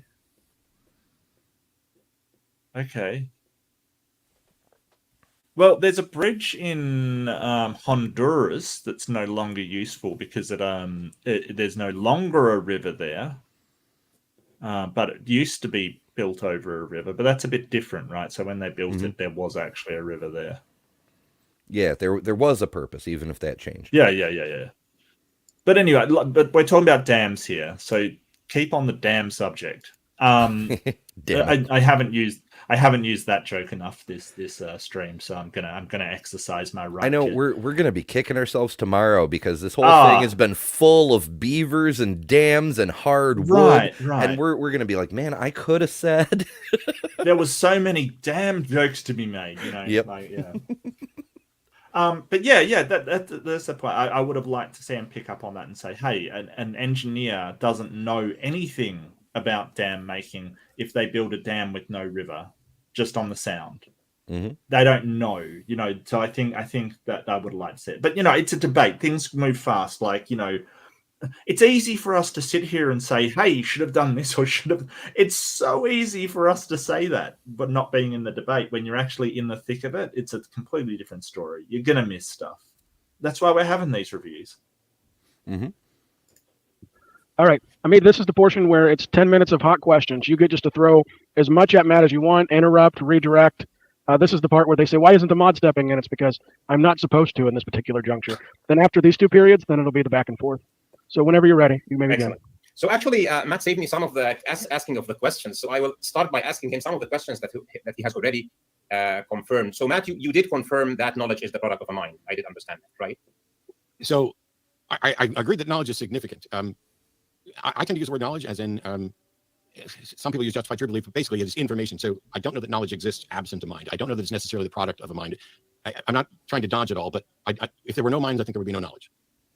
Okay. So, for example, if you find that a bird knows the place that it should migrate to, and it does this even if it has hatched out of an egg and it's now winter, you acknowledge that this is knowledge. Likewise, knowledge of any other migrating creature. Likewise, knowledge necessary to build an ant colony. Likewise, knowledge necessary to build a dam. Is this knowledge or not? So a beaver is building a dam in a specific manner. Does it need knowledge or doesn't it? No, I don't think any of those are clear demonstrations of knowledge. It might be knowledge. I don't know what a bird does or doesn't know, but I think what's happening is that we watch what a bird does and we infer quite frequently that it has knowledge. I don't know that a bird has knowledge of where its home is apart from having already been there experientially. I don't think it has knowledge of on its first migration trip, although it's doing that with others. The process of actually building things, I don't know what knowledge exists within the individual creatures or not until they've actually done it, experienced it, or watched it, etc. So in my opening statement, I did mention that a scientist already tried separating. He had two groups of beavers, one that has been raised with its parents, and the other one, it separated it from its parents right after birth. So it had no experience of dams or actually water. And then he exposed them to running water, and they started building dams right out of birth. No exposure to any kind of training. They get better with building the dam in the second and the third dam, but they build the first dam right just because they're beavers. Do you have... Yeah, so they get better at building them the more. It's good to know. Build them. It's you know, so it's almost like they're learning and honing their abilities rather than being piloted by Allah. Very strange. Or sent like comprehensive knowledge of the subject. It's almost like yeah, it's kind of weird. He's again shot himself in the foot because he sort of said, well, they're not very good at it to start off with. So how is it knowledge? Couldn't it just be instinct? Why isn't it instinct? What makes it knowledge? Yeah, and as I said, the line between knowledge and instinct here is really blurry. It's incredibly blurry, and he really needs to sort of defined what he means by knowledge. He hasn't really. It's to the point that I think it might be one of those situations where humans have created words and categories and articles of things, but there isn't actually a real line. We're just pretending there is for our categories. Well, like, if you're talking about knowledge in philosophy, it's just applied to humans, but what's knowledge in a beaver? Like, what does a beaver actually know? And we've got no way to find out. Like, until somebody invents a machine for reading the mind of a beaver, I don't know why that would be a thing. Maybe we need a beaver whisperer. I can't believe I just said that on stream. Where some... Do you acknowledge that this is knowledge or not? Somebody call Andrew Tate. They will go. I stand by it. Look, I think that new career, become a beaver whisperer. But we don't know. So who knows if what they know and how they know it. It's just to me it seems just instinctual. And it's fascinating, but there's no real reason to think that a god is beaming it to somebody's head. Them, they will go and find these boulders or stones. They will lay down a layer of stones and then a layer of sticks and then weave branches and then use mud to close it. And if there is a leak, they will fix it. They will recognize that there is a leak and they will fix it. And they will do it the same way just because they're beavers.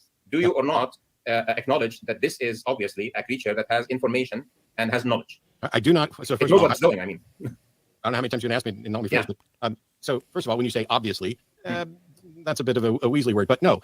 If I haven't seen the study, but if beavers are taken away from their parents before they have the opportunity to learn anything, before they have the opportunity to live in a dam that their parents created, and then they start building a dam, the key thing that you mentioned there was they get better at it. I think that when we talk about what we're not talking about there isn't so much necessarily knowledge and information as it is the habit that is ingrained into us. And we've done studies on genetic knowledge and or genetic memory is how they end up phrasing some of it with rats and others.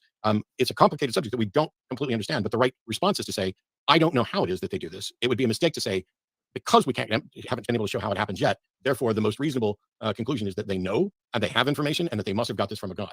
I would say on the first hand, what they know is, I have no idea that they know anything. They just do. And to say, well, they'll plug holes. Yes. I don't think it takes all that much information or knowledge at all to say, hey, I've built my structure. I'm here in my nest, essentially. Oh, there's water coming in. I don't like that. Let me plug it. But to say that they have knowledge and information of engineering and goals and all that ahead of time, as opposed to just having the instinct that has been bred into them over millions of years, I don't know how you reach that conclusion. Yeah, and the fact that they'll do it over the sound of running water from a speaker that a researcher has placed down, not the water. Yeah, if it were knowledge, then they would be able to apply it to other relevant situations. Like they could, build something along the lines of a dam to serve as a causeway. They could build a bridge, perhaps, or any number of possible applications. Because if you've got your lodge and you've got your dam, then you can build walls and hollow interior structure things. So there's very little you can't build by extrapolating that knowledge. But on the other hand, maybe the beavers who could build spaceships already did and left. Okay, that's a theory. Mm-hmm. So you look at every creature around you that lives and has a way of life, and out of whatever it hatches out of or it's born from, it has specific way of leading this life that involves knowing about its environment right after coming to the world and doing things in a specific way. And you wouldn't like to call it knowledge. Why is that so?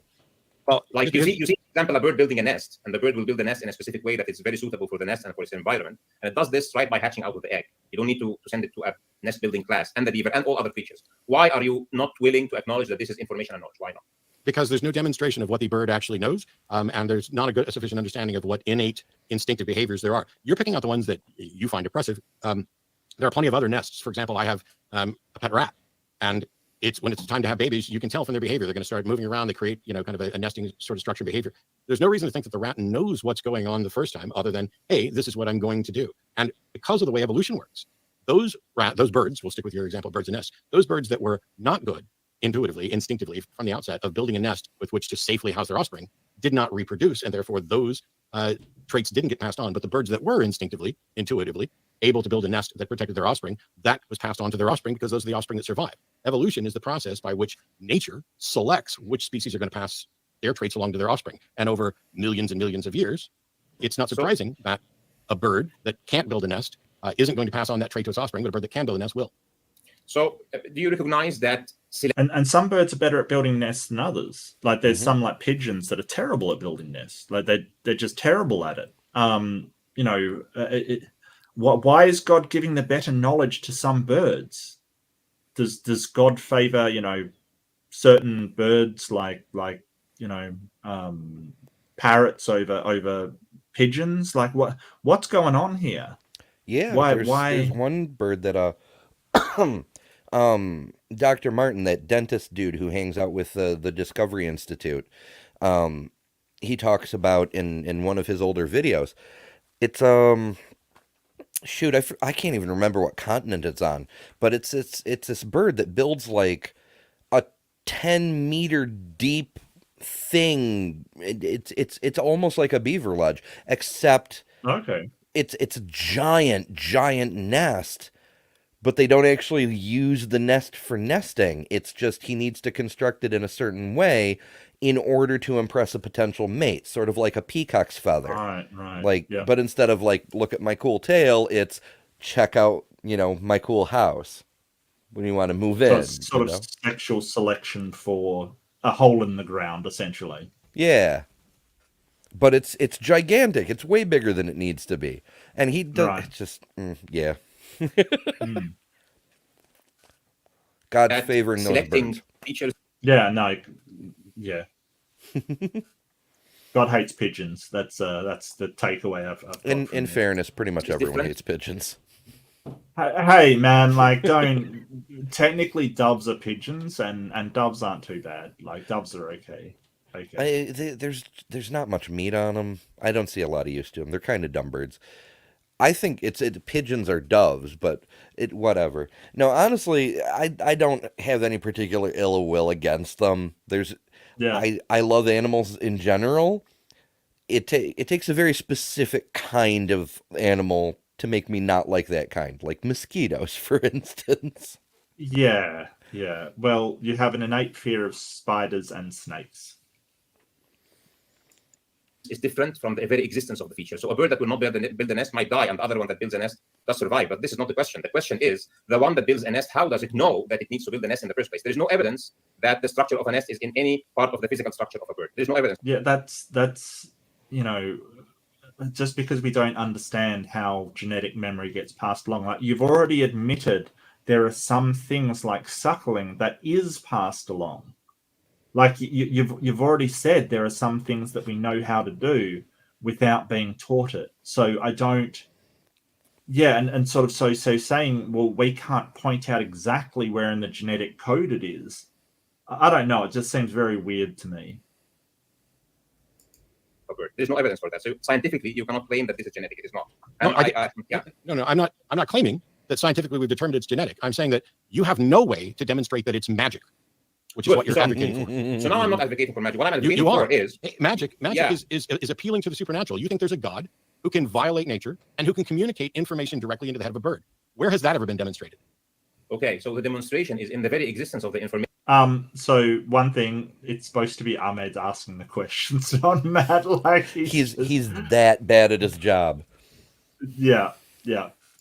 In the head of a bird that you and I did not. You are inferring that it's knowledge and inferring that it's information passed on. You are ignoring what science does have to say about how traits are passed on. Building nests is not a trait.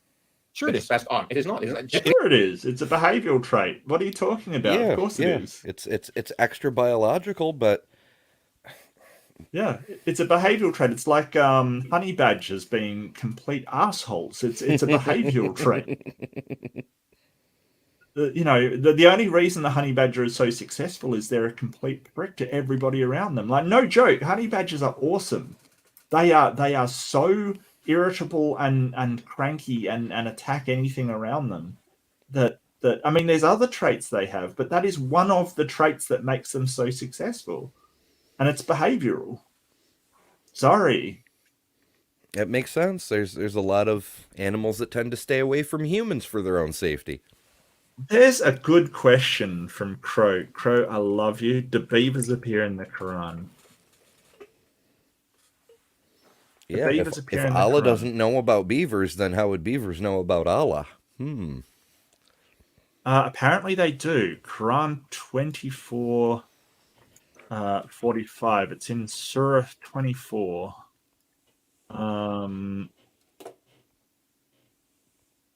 Oh, no, it just says it created every animal from water. Okay, well, indirectly, I guess, it says animals from water. Does it say animals from water? Yeah, from water. Yeah, we're made out of dirt, and the animals are... Well, in fairness, the animals kind of are made out of water. Well, I mean, yeah, but they're not made from water. Like we have a lot of water in us, but that doesn't mean we're made from water. That's stupid. The I'm gonna remember that surah though, because yeah, we're not made from water. No, it's absolutely what birds do. Yeah, it is by default. But there is no evidence that it is a genetic trait that is passed on. It's not there. It's not in its physical structure. No, it's not. You don't have to demonstrate that there's a gene for building a nest. That's not what we mean by genetic traits. What we do, the fact that we are all creatures who would prefer not to die. So some of us gather around to make warmth, or we seek shelter in here. The snake that seeks shelter in the crevice is doing instinctively the same thing that the bird that is doing, that it seeks shelter in there, and recognizing, hey, this ground is, if I put my eggs on this ground, who knows what the bird knows and understands? You're making an assertion that the bird knows and understands, and that the explanation for that is that God told them, or God implanted that knowledge. And what I'm saying is, I don't know, and I'm not sure that anybody else knows, what the bird does or doesn't understand, but we are able to look at what the birds do. And that what the birds do seems to be intuitive, which is why you're saying that they're born with knowledge, which is, you have to actually demonstrate that. All I can do is look at what they do. And the ones that do this are going to pass on that trait. The trait, by the way, is a brain that is wired to do certain actions, just like bees are wired to do dances and ants are wired to construct ant mounds. The notion that there's something beyond a brain wired to do this is up to you to prove. Do we at least agree that there's a brain and that these are things that the animals do? I think we do. And so you're the ones going beyond that. And that's time. Yeah. He's really put the burden of proof on Ahmed here, which it should be on him. If he's claiming that a god is beaming knowledge to beavers, then it's up to you to demonstrate that God is beaming knowledge to beavers. You can't just say that it's God of the gaps. Just say, hey, you can't explain how beavers have this knowledge that you're talking about, or these instincts. Therefore, God. It's almost like a chess match watching this unfold, because Ahmed, he makes the claim that the knowledge comes from God, and of course Matt's going to counter that, and so Ahmed sees that his best move is to try to distract Matt and say, well, you can't prove that it's in the genes. But if he'd been paying attention, if he'd researched his opponent and he knew, I can't believe he's never faced off against or seen someone else face off against Matt Dillahunty. He should have known that Matt will immediately discard the deflection and checkmate you with your own point. Demonstrate your primary claim. Yeah, Matt won't let you shift the burden of proof like that, mate. He just won't. He's not claiming there's a gene to do this. He can easily say, hey, we don't know how beavers have these instincts. And he's beaten you because you're making the claim without demonstration that they get these things from a god. Yeah, it's not a good move, but it's a valid move to try to do that shift to you can't prove genetics, because a lot of debaters would be thrown by that. I mean, we know a couple of people who would feel compelled to argue the point to win on every single point, but Matt's like, that point is irrelevant, Well, it's very easy to sit here and sort of say, hey, there is studies that say that we do have genetic memory, that we do inherit certain behavioral traits from, sort of genetics and things. But of course, in a debate, not knowing what the opponent's going to bring up, I think Matt's, done fantastically. He probably could have not asked questions during the opponent's question time, but, it's Matt. He's going to fire up occasionally. He does that. So, well, that may be a tactic on his part, too, is to try to burn up the opponent's question time without making it apparent he's doing that. Yeah, so Ahmed should have said, hey, this is my question time. I'll be the one asking the questions, kind of thing. No, that's a fair point. Yeah. So that Let him get the follow-up question. That's fine. No, actually, I can consider this is one of his questions, and I will answer it. Yeah. So, do we need to demonstrate that those animals understand? No, we don't. What I care is not whether they understand what they're doing or not. What I care is that they are actually doing it, and that the very thing that they are doing requires a specific set of skills that can only be acquired by education. You can only... Okay, so he says he doesn't care if they understand what they're doing, but if they don't understand what they're doing, then it's not knowledge. How can you have knowledge that you don't understand? Maybe it's from a biblical perspective, like having knowledge of a partner. But I think it's even more significant is what he said right at the end there, that this kind of knowledge requires an education. So now he's made a qualifying claim on top of his claim, and he has to back up both of them. Yeah, that this was actually not just knowledge that was implanted in some way, but knowledge that was taught to them. So, how exactly does that work? Yeah, how can you demonstrate that it's education? How can you demonstrate that it can only be education? Right. And what kind of knowledge is he talking about? Because if you're talking about instinctual, because he's already qualified that the instinctual knowledge of an infant suckling, like an infant knows to suckle, that doesn't require a teacher. He's already acknowledged that. Education. You can only know how to build a nest if you are taught how to build a nest. Prove that. Okay. Now, prove it. Okay, because this is the cornerstone answer. of what you're. Hang on. This is the cornerstone of what you're saying. You are asserting that it is impossible for natural circumstances to result in a brain that builds a nest without having that information implanted in it by a supernatural being. How could you possibly prove that? No. I did not reach to that conclusion yet. I am taking you through the steps. So the first premise of that thing is that those things that are exhibited by those animals and birds and insects and what have you, as simple as they can be, as simple as an ant, or as sophisticated as, or not very sophisticated, as a rodent like the beaver, are things: building a dam, building a nest, building a colony that has ventilation, building this and that, hunting in a herd in a coordinated manner like lions do, or whatever other creatures that put plans for hunting, or just go and just run after a prey, etc. And that this specific species does that, and it's not taught. It just does this just by being a tiger, just by being a beaver, etc. These are skills that we as humans need to be educated. You need to be educated about how to build a tower to build a tower. But termites build termites. Do you though? Do you? I don't think so. Yeah, I don't think so either. I'm thinking back to the Dark Matter 2525 cartoon about the Tower of Babel, when Yahweh finds out that the Tower of Babel's being built, so he gets all butthurt and waves his hand, and everybody's language is confused, and his little buddy Jeffrey is like, what if they just keep doing what they were already doing? Like, they don't have to speak the same language as their supervisor. They don't have to understand the entire tower to know putting brick on top of brick and using mortar, you know? So you think communication and working together may be just an instinct for humans? Well, I don't know if it's instinct. I think we're clever enough to figure that shit out. But the point that's relevant here is that you don't have to understand the whole of what you're building. Just have the skill to do the thing that results in the building. Right. So humans just pile stuff up. That's what we do. Pile of rocks. That's why the dolphins make fun of us. Dolphins. Termites build termite towers just because they're termites. This is the problem, in that your argument is essentially because a human would need to learn this to be able to do this skill. Therefore, some other animal would need to learn this from an external source in order to be able to do this. How did you demonstrate that it is not merely a product of that species' brain instinctively to do certain things?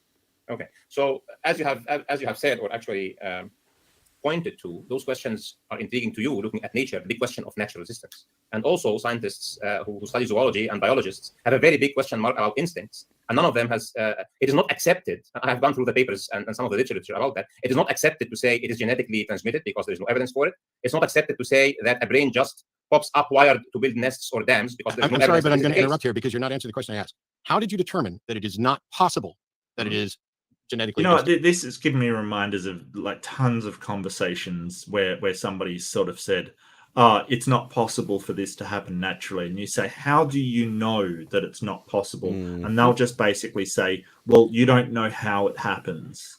And it's like, wait, but you're saying it's not possible. Like, I'm not saying that that's how it happened. You're the one saying it's not possible. And I've had so many conversations that go this way, that someone makes this claim and then, you know, they kind of just run away from it, going, well, you don't know how it happened. I'm not claiming it did. You're the one claiming it didn't. This is shifting burden of proof 101. It really is. And of course, you know, God of the gaps again. And we don't know how something happened. And a little bit of straw manning just for good measure. Like, a little bit, yeah. You know, he said, oh, you can't prove that it's in the DNA. And Matt said, no, that's not what that means. That means it's an inherited characteristic, not necessarily in the DNA, but in the brain or anything else. And then he went right back to the DNA. It was a straw man. He was called on it, and he's still doing it. Yep. Genetically, instinctively passed on. I'm not saying, I know the scientists don't want to say, hey, we've confirmed genetic memory, because we haven't. How did you rule that out as a possibility? Because you are ruling out something that is still considered a candidate explanation, and instead of that, you are opting for one that could never be currently. Well, until somebody demonstrates how you can falsify supernatural claims, it's not a candidate explanation. How did you determine that it's not possible to have a naturalistic explanation for this? Knowledge about the external world has nothing to do with the internal structure of anything. Knowledge about the external world has nothing to do with the internal structure of anything. I think he's going with DNA again. He's saying your DNA is the blueprint for how to build your body. So apparently, Allah reaches into your cellular nuclei and teaches the knowledge of how to build your body. Because building things has to be... No, that's not what he's saying. I'm applying his argument to his example. Is he going for a dualism thing? Like your mind is separate from your body and it's not just the brain kind of thing. So that's external? Like it's not an internal structure? Is that what he's saying? I was getting the impression that he was aiming at anything that's outside of your own body and biological function. There is no way that that's passed on, that it could be instinct. Like our reaction to snakes and spiders. That couldn't possibly be instinct because it's not internal to the building of our organs and the function of our hearts and such. But he's already acknowledged that suckling is something that we learn innately, but that's instinct for humans. So, well, let's listen more. Let's try and find out what he's on about. Anything. That's not an answer to my question. That is exactly No, sir. My question is, how did you demonstrate that it is not possible for there to be a naturalistic explanation for how birds build nests? Yeah, so I was exactly actually answering to that. If you open a laptop, he wasn't answering that. He wasn't answering that. That's bullshit. He was not answering that question. Well, he may have thought he was answering that, and he's just kind of a dodo head. Maybe. Computer, our very most closest thing to a brain. Yeah. Let's compare biological structures to computers. I always love it when this happens because my favorite thing to do. Yeah, like creationists, for a start, they're not great on biological structures. And two, they're not great on computers either. This is something I've noticed multiple times. Yeah. To a brain, not very similar. And you find on... Yeah, they're not that similar, bro. They're not that similar at all. You can make some parallels, sure. But using one for a brain for an analogy for a computer. Yeah, we only do that because it's a complex system. It's been a thing as long as humans have been writing things. Like Freud he famously made analogies between behavior and trains. That's why we have, stressing and venting and pressure and so forth. Right. Those terms are in psychology because we tend to compare the brain and or the mind to the most complex technology available at the time to build our analogies for how complex it is. Well, I think analogies are really important. We kind of gain understanding of things by comparing them with things that we do understand. Like, so if we don't understand the brain or something happening, we kind of go, well, it's like this to something we do understand. And that's sort of the power of them. But you shouldn't mistake that you can make parallels between a brain and a computer, that a brain is a computer, so you can treat it exactly the same. Or DNA is a code is the other one that they kind of say. And it's like, no, they're very different. Like, you know, there's codons and things in it. To be honest with you, coming from a computer side of view, DNA is more like an instruction set than a code, which doesn't help, you know, the atheist case. But, you know, just saying it's a code, I think, is very limiting to what it's doing. Anyway, yeah, I think that comparing a brain to a computer, but I've got a funny feeling he's going to either misrepresent the brain or misrepresent the computer. What's your bets on, Ember? Why not both? Why not both? Okay. Two-way split, yeah, sure. And you find on that computer information outside of the computer. This information has to be put there. If inside this is the not brain what's of a happening. sparrow, This is what you assert is happening. This is not what. When you open a computer, it does have ROM, read-only memory, right? I'm not sure if they still include that. Oh, there's definitely a portion of the hard drive that is write protected, so you don't overwrite your critical system function files, the FAT files on a Windows system. I'm not sure what they're called on other things. So yeah, there are read-only portions, sure. Yeah, and even if you want to get down to it, the way that the CPU and ALU, the Central Processing Unit, and the Arithmetic Logic Unit work, they're hardwired in. Like, the electronic pathways through the system are the electronic path. You can't change them. That's how they operate. So is that knowledge? Is that knowledge by the computer of how to process things, how to add two numbers together? That is a purely physical structure within the arithmetic logic unit. Purely physical. It's the way that the pathways occur. You can't change how it adds things. So is that knowledge of how to add? Or is it instinct of how to add two numbers together? That's the question.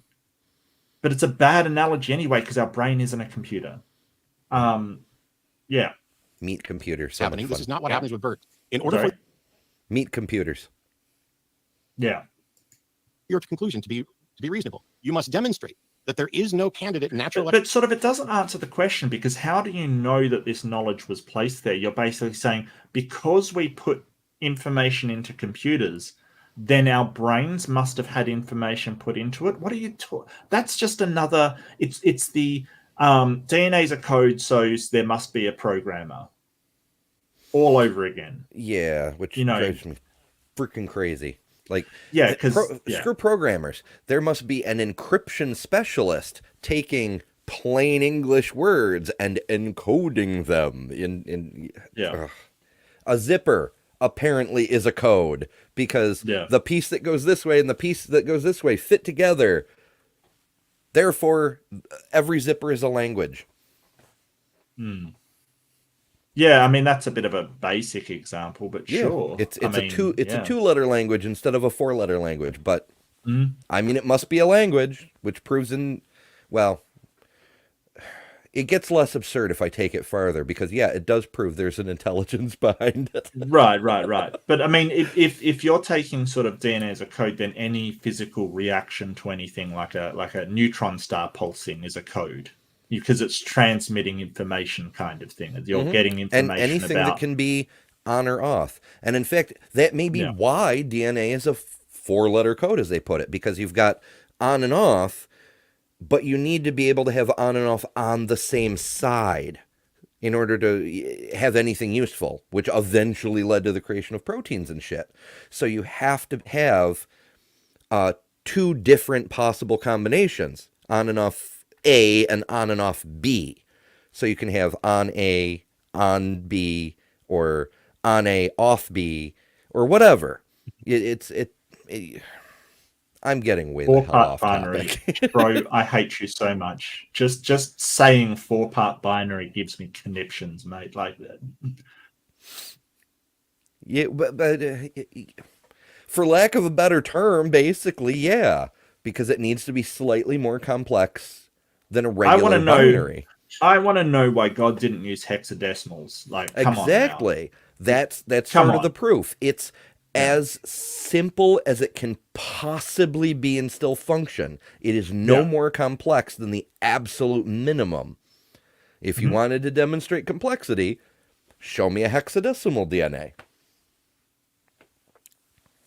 Candidate natural explanation for how a bird can build a nest, other than the information was put there by some other mind. You've reached that conclusion, but you have to start by saying, here's how we know this can't happen. It was put there by the beavers. This is a basic premise about information. It's not information. No, sir. Information about whether, for example, no, sir. You don't get to presume. Yeah? You don't get to presume that it's information because now you're ignoring. You're basically okay. If you want to say that it's information and not instinct, how did you prove that it's not instinct? Yeah, Matt. Instinct is just an empty word for a phenomenon that we see and we cannot explain. We just call it instinct. It doesn't make it an explanation. You know. I didn't say it was an explanation. Good. Your position is that your position is that instinct is insufficient to this task, and I'm asking, how did you demonstrate that? Yeah. So instinct is not an explanation for anything. Instinct is the tag. Absolutely. Instinct is the tag. Is the name that we give to these behaviors that we don't have an explanation for. Correct. Okay? Absolutely. Yeah. Pause right there. Instinct is I'm fine with that. Instinct is the label that we give to explanations for which we don't have an explanation. You are now asserting that there is an explanation and it's not instinct. How did you now are you denying that genetic he's asserting that God programmed or instilled instinct as a form of knowledge into beavers and birds and all of this other stuff. Like, so the question of how do you know it was a God that put that knowledge or instinct there is still the question on the table. He hasn't answered it. He just keeps saying, oh, but it's not instinct. Instinct doesn't mean anything. Fine, it doesn't mean anything. But you've determined that instinct is given by God. How do you know this? Like, he's just dodging. Mm-hmm. Information in a species can result in behaviors. Yeah, I'm not denying that genetic information in species can result in behaviors. Boom. He's just said, I'm not denying that genetic information can't result in behaviors. So he acknowledges that genetic information can result in behaviors. Where's he going to go from here? Like... Yeah, we're back to the chess match thing. And, we know Matt plays chess as well, which actually may help with his debate training. Because he's just like, he's knocking aside all these irrelevant distractions. Like, when he stopped Ahmed and said, I accept that definition of instinct being a behavior for which we have no other explanation. That... I wouldn't accept. That's not correct. That I wouldn't accept that as a definition. But Matt is like, that gets me closer to my goal. So good enough. Let's just go with it and exploit it. Well, I mean, I think you can work with it because we don't have a good explanation for instinct. So if we just want to call instinct the behaviors that sort of a animal inherently behaves, then he can work with that. That's fine. But yeah, you're right. It's absolute genius because then he doesn't have to quibble over whether instinct is an actual thing or whether instinct is a information ray from a god.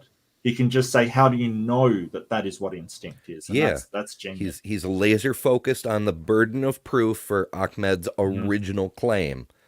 Everything else is just stepping stones. And the one thing that Ahmed can't do is say, well, I can't demonstrate that it comes from God. That's just what I believe. Mm-hmm. Because he's already, made that claim that he knows that that's the case. So, Ahmed is in trouble, in big trouble. I think we're in checkmate. We're just in that phase of the game where he's like locked in between a queen and a bishop, but he can move his king back and forth one space at a time. Like, he's not quite checkmated, but he's fucked. Yeah, because I don't like, and Matt knows that he cannot demonstrate that this information that he calls it was beamed in by a god. He can't demonstrate that. There's no way, if he could demonstrate that, he would be on the news every day doing it. Like, he can't. It's an assertion that has no demonstration. In behaviors. but those behaviors are related to the physics of the creature. So a genetic manifestation of a hormone, for example, that causes you to be angry or your heart beats, a hormone affects is, you, no, a hormone but is it not doesn't a cause you to know something. I'm sorry, but the time is mine. A hormone is not a behavior. I'm talking about what creatures do. Are you saying that instinct, despite being a label, however you want to do it, that there is not a natural, how did you rule out a natural explanation for what animals do? Yeah. So actually, I've answered that before. So the reason no, actually you haven't, but I'll let people rewind and see the reason is that this kind of behavior is related to information that is external to the physical structure. That is an assertion that you've made that you haven't demonstrated. You are basically asserting that the bird cannot do this without access to information that it can't get naturally. And I'm saying, how did you determine that it isn't that there isn't a natural explanation? A question you've now dodged 4 times by claiming you answered. I haven't. You just cut me off before completing the sentence. No, you haven't answered it. You keep going down. You keep reasserting that this information could not have come from a natural source. Mm-hmm. You haven't demonstrated it. The lesson here is don't trust your instinct. Do not give Matt Dillahunty the power to interrupt you. Yeah. And he's not having it. I do like that he just said it's my time. It's just like, well, that is technically true. I think Ahmed could have been a bit more assertive in his time to say, hey, no, it's not your time to answer questions, Matt. It's my time.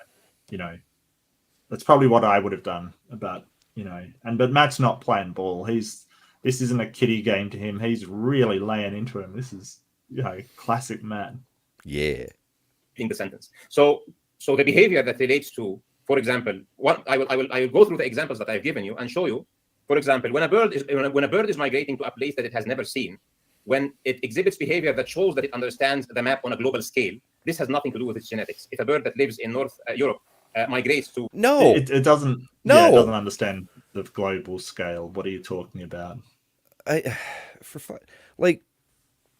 There's so many animals that migrate, and some of them find their way differently than others. Like famously, homing pigeons were good at their job because you could take them places and they could find their way home. Yeah. But other birds, if you remove them from their habitat and put them somewhere else, they'll try to migrate, but they'll end up in the wrong spot because they don't understand the globe. They don't know how to read a map. They can't stop at a gas station for directions.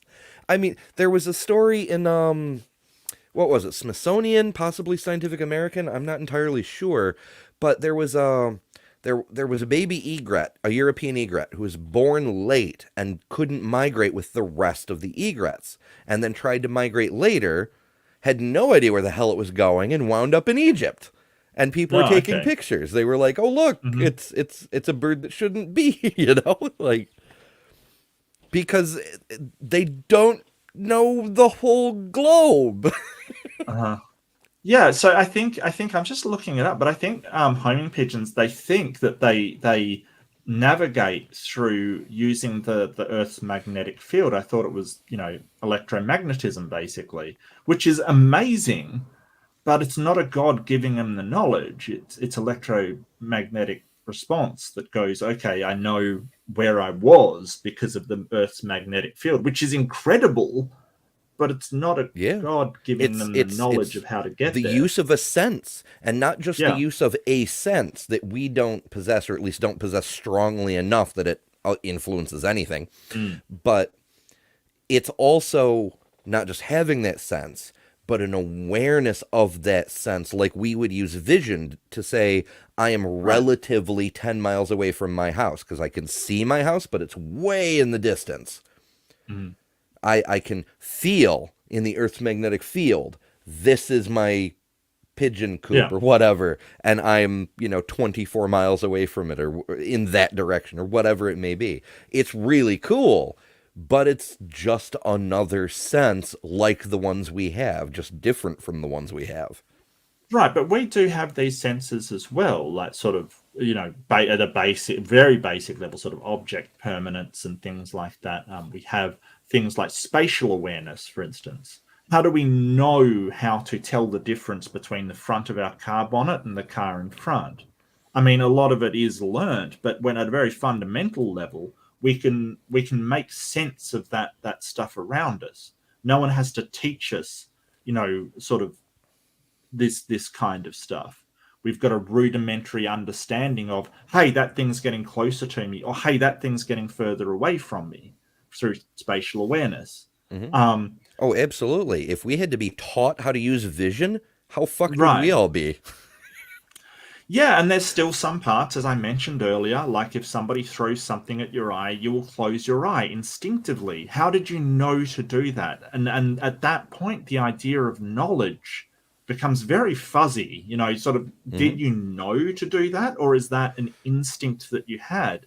So I have to agree with you. I think instinct does mean something. It is the sort of subconscious senses and reactions in our body that doesn't have to be taught to us. There's no reason to think that that doesn't exist in animals.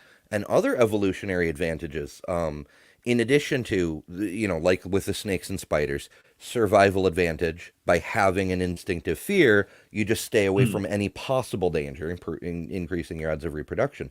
But with fire, for instance, because it's an instinct rather than a conscious choice, you react much, much faster. And so you minimize the damage you would get from a burn. Right. Yeah, absolutely. Migrates to North Africa. Neither you nor anyone else has demonstrated that a bird understands geography on a global scale. Their movement from one spot to another, as weather patterns and other things changes, it would be a mistake to presume that they understand geology. You are injecting a required information. Geology. I think he meant geography there instead of geology. That is not evident in the behavior. So now, Matt, if you, I'd love to see a bird just tapping away on a rock with a hammer, doing geology kind of thing. Yeah, that one's for you. That would be very. That one's for you, Beamsy. That one's for you. Around the city of New York, and I tell you, I want to go to the Empire State, and you just go to a random place and end up in the Empire State. Okay, it's not logical. You have to know where the Empire State is. Except if a bird will travel, a bird doesn't go to the Empire State. Your analogy is horribly flawed. Yeah, that's a terrible analogy. Like, are you serious? Like, you're comparing humans to that. That's like sort of saying, why can't a human detect blood in the water like a shark? Are you serious? Maybe we could. Not as well as a shark, but I mean, like, if you're like tasting the water and you're like, this water tastes a little funky. Well, yeah, and I mean, if when we could find our way to the Empire State, just not as good as a bird. Like, if you were standing next to the Empire State, I'm pretty sure you could find your way there. This is a terrible analogy. Like, oh, birds have better senses when it comes to navigation over long distances. Well, yeah, duh. What are you talking about? I don't understand how that's supposed to prove anything. Humans have to be taught certain things. Yeah, birds have to be taught certain things.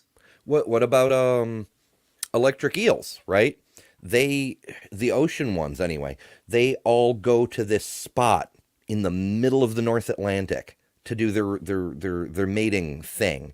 And there was a Radiolab episode about this because the fact that we found the spot was a really big deal. We've been trying to find it for like 100 years, but we can never successfully track the damn eels.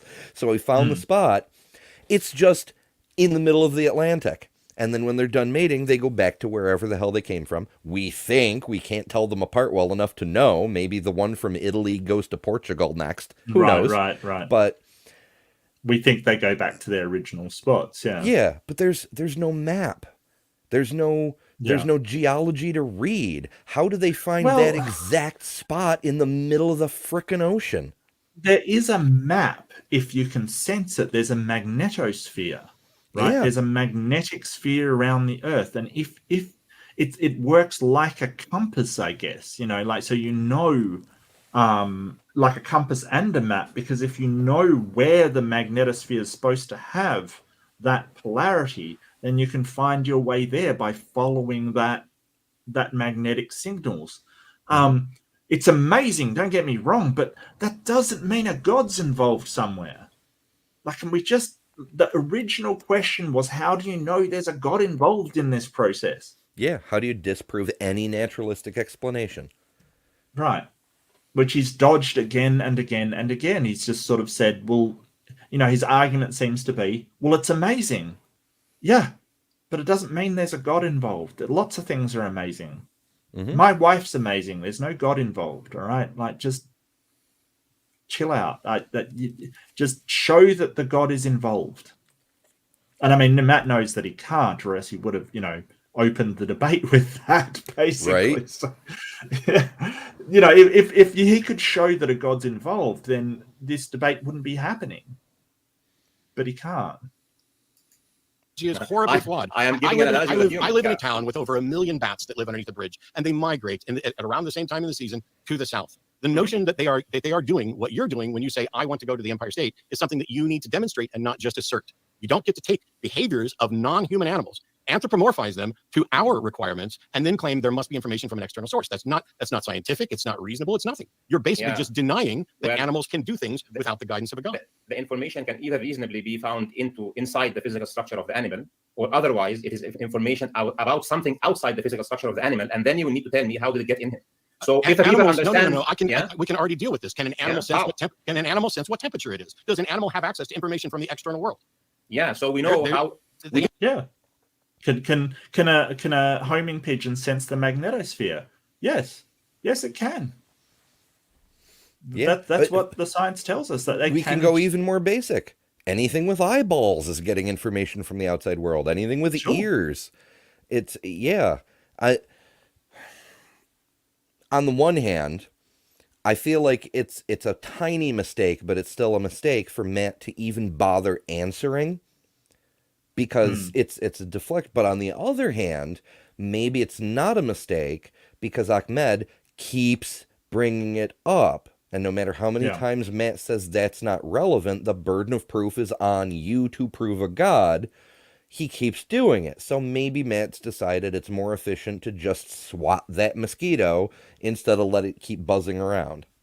Well, and it's also great that, Ahmed can't sit there and deny that every organism gets in information about the outside world. He sort of said, hey, it's got to be placed there by somebody. Really? Who's the somebody placing the information about my computer screen right now? Like, you're sort of claiming that. Are you claiming that that's going through a God that I'm unaware of before, even though we've got a mechanism that says, hey, the light hits my eyeballs, that's processed by, the retina, that's sent to the brain, it's inverted kind of thing because of the stupid way our eyeballs work. And then the brain interprets that into and the brain interprets that into a picture I can understand. Like, we've got a natural explanation. Are you now claiming there is a God somewhere in that process? So what are you claiming? It's very, very strange. He's just deflecting again and again and again. We do know how an animal senses the temperature because it has sensors on its skin that can sense the temperature. Yes. But we don't have a sense with the animal to understand how to build a dam. If it knows how it builds, just because we don't have an understanding of how it knows how to build a dam doesn't mean a God gave it. Like, this is the whole point he's trying to make. Like, just because we don't, it's got the gaps, right? Yeah, if you can't explain it, then my God wins. Right. Why should we assume your particular God? Well, because I'm the one coming at you today. If it were a Christian apologist, then it would be Jesus instead of Allah. Yep. Why should we be able to distinguish between the two? If we can't explain it naturalistically, how the hell are you theists supposed to be able to tell which who's what thing? Because you're assuming your conclusion. You're starting from the point of saying, my God exists. But you can't. It's more than that. Is it any God at all? If we have a naturalistic explanation for something when we didn't ages ago, right? So we didn't know how the eyes worked ages ago. We didn't know how the brain processed it. We didn't know how light worked. Was it God back then because we didn't understand it? Of course it wasn't. It was just the way that, limits to our understanding. If you're saying because we don't understand the natural instincts, and let's say that's just a label for something we don't understand, just because we don't understand the instincts of a beaver, doesn't mean that you get to say it's a God, because in the future, we could have a naturalistic explanation. And that's what Ahmed's desperately trying not to answer. The fact that we don't know, you've got to demonstrate it's your God, not just assert it and say, because you don't have a naturalistic explanation and I do have an explanation, mine wins. because it could be aliens, it could be magic, it could be unicorn farts making beavers be able to build dams. There's a million explanations out there which are not your God. But, just because you have an explanation doesn't mean it's the correct one. You've got to show that. Mm-hmm. And that's what they're missing. Oh, and I want to give a big shout out to Caterpillar. They are amazing and much love, Catter. Much love, Bugs. I love that. That's awesome. Mm-hmm. Yeah, big hearts. Yeah. So it's God of the Gaps. Classic. Mm-hmm. I don't know why anyone tries to use God of the Gaps on Matt Dillahunty anymore. I mean, it's such I can understand them trying it on me or you or someone, but he has slapped this down so hard in the past. It's amazing somebody's trying it on. I think it's a if it knows how it builds a dam. Yeah, probably. We need an explanation for yes, but the fact that you don't know how the animal does it does not mean that you get to assert that it comes from a god. You have to first rule out naturalistic explanation, and you have to demonstrate that God is a candidate explanation, and you've done neither. Sorry, what? All right, I'm gonna start the 35-minute timer for the open discussion. I'll jump in 5 minutes before that's about to end to let people know to start putting their questions in the chat. Once again, thank you for both debaters. Please consider hitting the like button. That helps the YouTube algorithms. And you guys may begin. Extraterrestrials. Hey, Laurie. Extraterrestrials are fallen angels in the Bible. Okay, I've heard that before. Read it. I read it. It doesn't mention extraterrestrials. I'm sorry. It doesn't say anything about extraterrestrials. Yeah, I can't say I've ever noticed a passage along those lines either. Yep. You guys may begin. Yeah, so I will just wrap up the answer to Matt. If you will give me just 1 minute, Matt. Go. Very simple. It's very simple.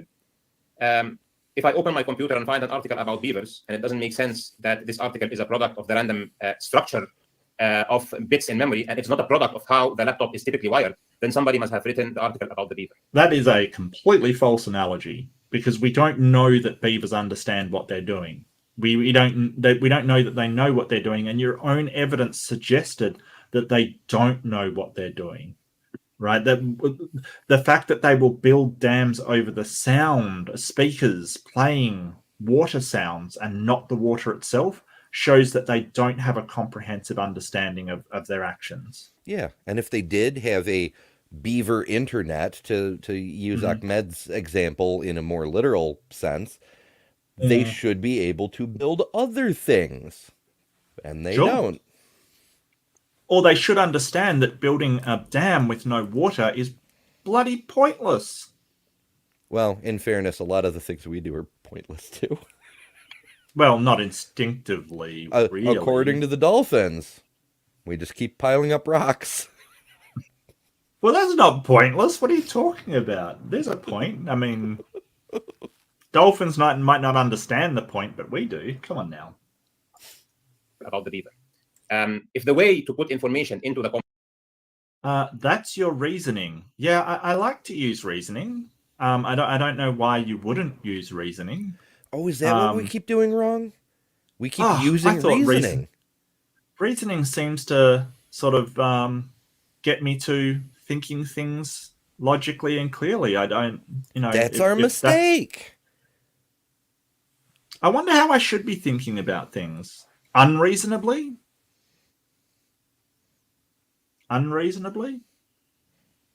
Maybe I should be unreasonable. Ember, am I unreasonable? Clearly not unreasonable enough. You need to just accept the assertions of whoever shouts at you the loudest. That means they're correct. Right. Information into the computer through a keyboard does not follow, except that somebody keys the information in. And if there is no way... Do beavers have keyboards? Is there some sort of celestial keyboard that Allah's typing and banging away on? He's piloting them like drones, I'm telling you. He's just love bombing us with damn knowledge to beavers. Why don't we get damn knowledge? Like, why don't we get knowledge of how to build dams? We could have had hydroelectrics, 100 years ago. Even further. I mean, we have been building dams Well, if you count the dikes in Holland, then, for hundreds and hundreds of years at the very least, water wheel technology usually depends on a dam, so you can control the overflow. All sorts of things. So in a way, we have had not hydroelectric, we've had hydropower. We've been using it for physical stuff, like to turn mill wheels and such. But yeah, if we'd had better dam knowledge from the beginning, we could have had hydroelectric and never, ever needed the stupid coal power plants and whatnot. Yeah. And if there is no way for the computer to acquire this information by itself, like sensing temperature, then somebody is communicating with my computer. And if I ignore this fact, I'm ignoring a direct observation. What I'm saying is, it is a direct observation that every creature that lives on the face of this earth has knowledge about its presumed way of life that will help it. This is completely separate from its physical adaptation to its environment, where we can have debates about how good or how bad natural selection can get. It's a completely separate issue. Those who have the knowledge and survive, and those who do not have the knowledge and do not survive, is also a different issue. The issue here is there is knowledge. Knowledge needs somebody to teach. If this somebody is not somebody who is in front of you training an animal to do something like we do in the circus, for example, we have to have a genuine question about how this information and knowledge gets in there. Now, when we look at when we measure to our experience or not to our experience, just by the nature of information, the information is about uncertainty, it's about surprise, and we find that something repeatedly happens and happens and happens just because this creature is what it is, then we have to conclude that there is an entity that we can see its results, that is communicating with these creatures and giving them this information. You want to call this entity God or not? Something else. This entity has to exist. You want to call it supernatural or not? This is something else. This is just terminology now and lexicon. Why is it an entity? Because it has to have a mind.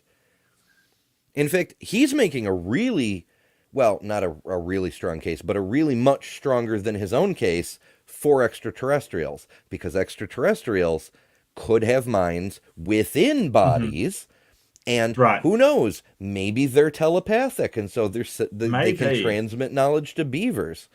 That's a much stronger case than his God. Why are they transmitting knowledge to beavers? Because, damn it, why not?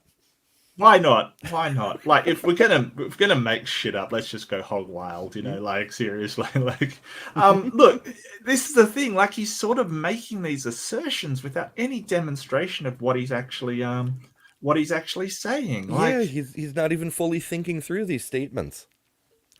Yeah. On lexicon, but I can consider that God and nature is a product of God. So you want to call it supernatural? Nature is a product of God. Like, you're just stacking claims. Like, you're just going backwards. Well, God transmits this information. It's in nature. Nature comes from God. Like, just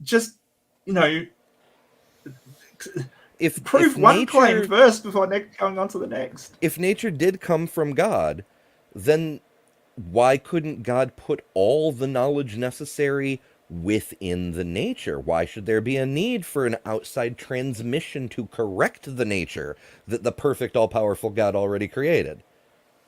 If he's doing both things, is he contradicting himself? Yeah. Well, we can't prove that it's not a God, but we're not making that claim. He's the one making a claim that it was, in fact, God that put this knowledge there. Like, I'm using that word knowledge very loosely for instinctual behavior. Like, you have to demonstrate this. This is not...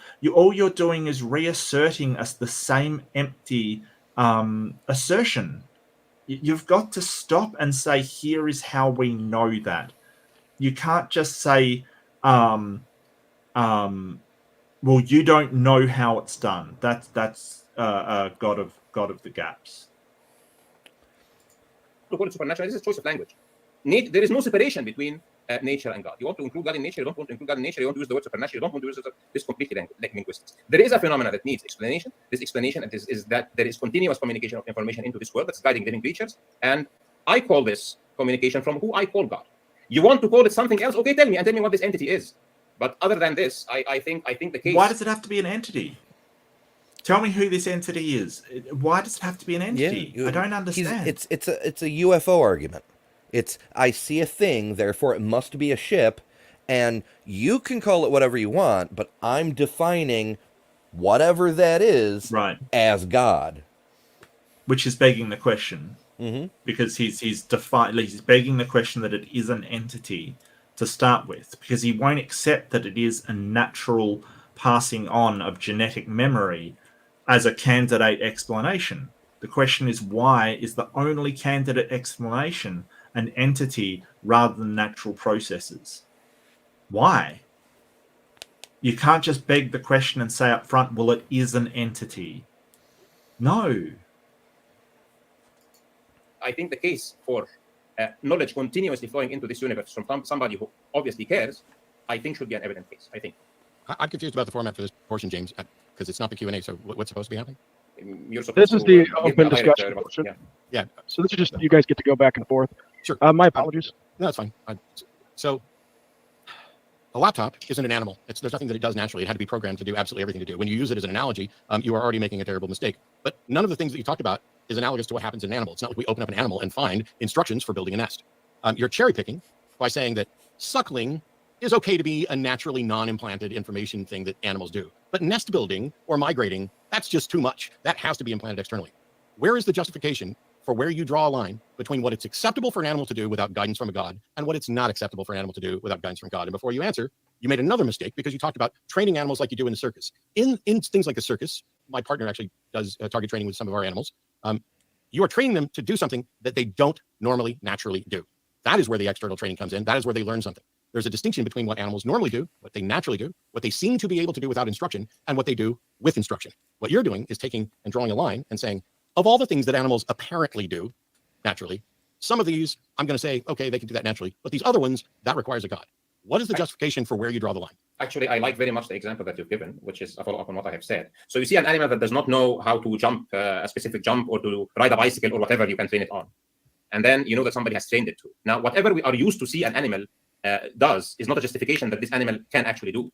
So if an animal is doing something as amazing as building a dam, not just because it's doing does not cause us to raise our eyebrows. It does cause us to raise our eyebrows when we see the sophistication of a nest or a dam or a ventilation system of an ant or a migration of a salmon fish or of a bird or a turtle that goes back to the same beach that it has been born on or hatched on years when it was so little and was washed by the ocean. All of those phenomena in the natural world and living things are completely abnormal and need justification. And why are they abnormal?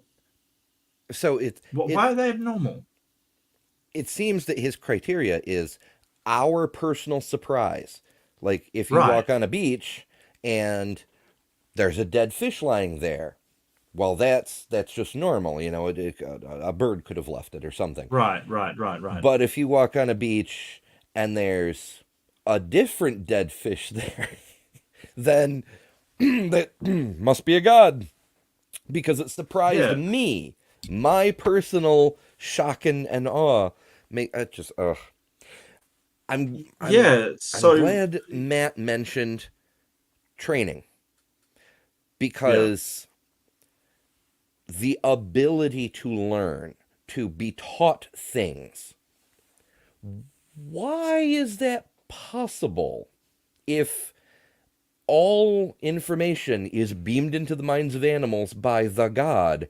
Why do they have the ability to learn? I don't think he's saying all information is. I think that he's saying that the things that sort of animals do naturally that amaze him personally has been beamed in. Because one of the weird things that humans do is hang and swing. Like if you put a baby up to a bar, they'll hang on to it, right? Weirdest thing. And perfectly happy to hang on to that bar kind of thing. How does it know to do that? Does it understand physics? Does it understand grip strength? Does it understand the consequences of falling?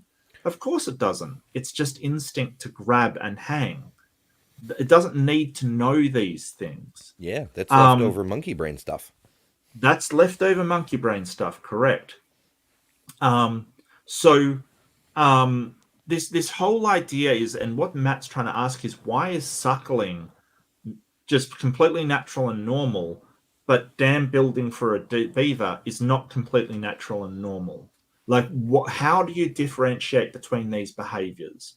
Why is grasping things for a human natural and normal, and dam building natural and normal, not natural and normal for a beaver? Why is that God-given, while our behaviors are not? And there's some, behaviors of animals that aren't as complex as others. Some are more complex. How do you determine what is natural and normal apart from seeing an animal do it in the wild. Because he's sort of saying that this isn't normal for a beaver unless some supernatural entity is involved. How does he know that? How can he possibly know that? Yeah, it's just personal incredulity again. Yep. It's again everybody's favorite flavor. I got to take a quick break, but I'll be listening on my phone. Yeah, sure. And what you have said is exactly what I have been pointing out. When you see an animal doing something, for example, that's learned in a circus, you immediately realize that it has been taught, because it's not normal that you see this animal doing that. Now, the question that I'm posing is, but I mean, that's not normal. Like, you don't see lions in the wild jumping through hoops. Like, that's not what you see. And animals probably shouldn't be kept in circuses anyway, because it's kind of pretty horrendous stuff. But yeah, that kind of stuff you don't see in the wild. Like, if you see an elephant, raising one leg and balancing a ball or something, yeah, that's not something you see in the wild. But if you see an elephant stand on two legs, that may be something they do in the wild for sort of defensive purposes or something like that. If you see an elephant swimming, that's something they do. They do these things. Animals can do these things, like, but you seem to be saying, well, that can't possibly be instinctual, and he still hasn't answered the question of why that's not natural and normal for an animal just to do.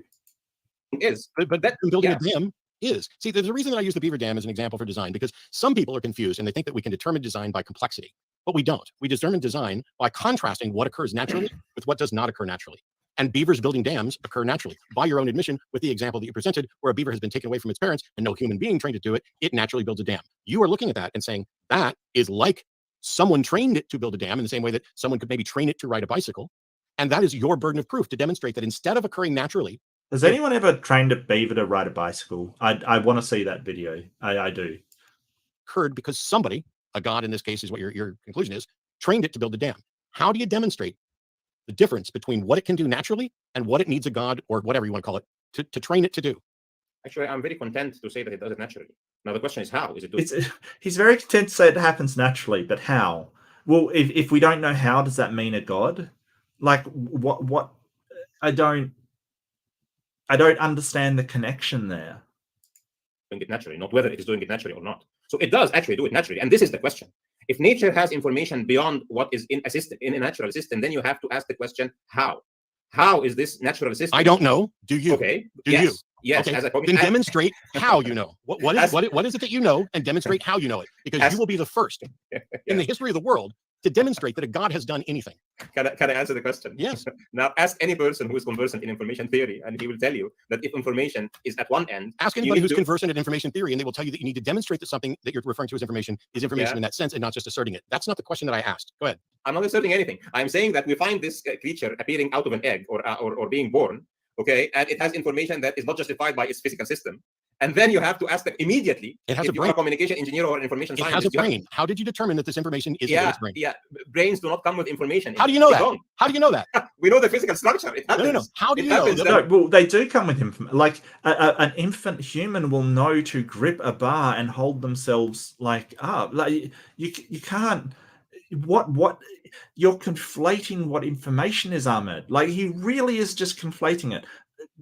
If a beaver builds a dam, that's information. If a human knows how to suckle, that's not information. Like, you are cherry picking here. What is information? What is not information? You're just applying everything that you think strengthens your case as information, and then saying information needs a transmitter. That's not true. That's not true. How do you know that information doesn't exist? Information isn't a thing that exists, just like mind isn't a thing that exists. Minds are what brains do. The thing that you're identifying as information is animal behavior, and you are then injecting intent and knowledge and purpose onto it. How do you know that what this animal is doing is not a natural product of its brain? Okay, so information, I don't know what you mean. I don't care about information. I don't even accept that it is information in the way you're doing it. I've asked the same question 2 or 3 different ways, and that is, your position is that the beaver is doing something that you both said is natural, and that is must have learned from another mind. Demonstrate that it must have learned it from another mind. Yeah, so I was just going to answer that. So information, I don't know what you mean by a thing. But if you have a piece of memory, whether brain memory or computer memory, the physical structure of this computer memory and the other computer memory that has information in it that is different from the first one is the same. It is the arrangement that is different. Okay, so this one has 1, 0, 0, 0, and the other one has 1, 1, 1, 0. Okay, so this is like ons and offs. And this is what we know is in the neurons of our brains. Okay, so the very physical structure of any brain does not have pre-arranged information in it. If you get a chip or you get a memory chip or you get a brain that has That's not true. You can have read-only memory that is not I mean, it's a bit different nowadays. You're usually using flash memory, but I think BIOS memory, you can only read it. You can't write to it. So it's kind of intrinsic memory. It's binary operating system. It provides a boot up system for the computer, and you can't overwrite it. I think it is still a ROM. Yeah, I was kind of thinking the same thing while I was listening there. I'm like, well, let's imagine for a moment, take the computer analogy. Computers, let's say they can reproduce. So if a computer is born with the BIOS files to boot up successfully, then it will be able to boot up and reproduce and create another computer and pre-install those files. It doesn't have to be taught. It's built into the computer because without those, it can't start up and reproduce. Yeah. Yeah. So as Tim points out, CMOS as well. So you've got volatile memory and non-volatile memory. So but BIOS particularly is a ROM, and you can access it and you can change certain parameters in it, but you can't overwrite it. It is what it is. So I think his thing is, though, that, hey, somebody had to make the BIOS. And it's like, yes, but that's not how, like, nobody comes and puts together the electronics of a human or the brain of a human. That's not how it works. It's organic. And this is where his analogy falls down. But if he wants to use it like memory and say, hey, everything's got to be put into it, like when you get a computer, no, it's made with that BIOS in it. Like that ROM that says how to boot up and what to do to start with is built into it. So his own analogy is proving him wrong. That has preloaded arrangements in its neurons. This will have to be noise. It will have to be meaningless information. It has to even out to blank. It is called white noise. So when you start by white noise, we call this no information because it is completely random. But when you get an arrangement, then you need to ask, where did this arrangement come from? Now, if this arrangement is related to the very physical structure of the system, like an arrangement of a crystal, for example, that is related to entropic ordering in one way or the other, and the system going to a low level of energy, then we know there is a physical thing. But if a system arranges itself to the extent that a piece of paper has letters written on it that read a story, then you know that somebody must have written it. This is the way information works. This is all what information theory is about. When something is written in an abnormal way, it has meaning that relates to its context, then it is information written or conveyed by an intelligent entity that knows what it's doing because it has relevance to its context. Yeah, literally nothing that you said is relevant to any of this at all. Yeah. And yeah, that's another solid point by Matt. This is all nonsense when it comes to the point of demonstrating this has to come from a mind, and that mind is your specific proposal, that it is the God. It he lost me at white noise because I'm like, it goes It's to a not just different white supernatural claim, but the appearance of seeming patterns of information are what got Thomas Edison started on the whole what's it called when you record static and you play back and sometimes you think you hear voices or something because the random signals occasionally seem to form into a pattern. Well, the whole idea that a computer is just white noise to begin with is just so wrong.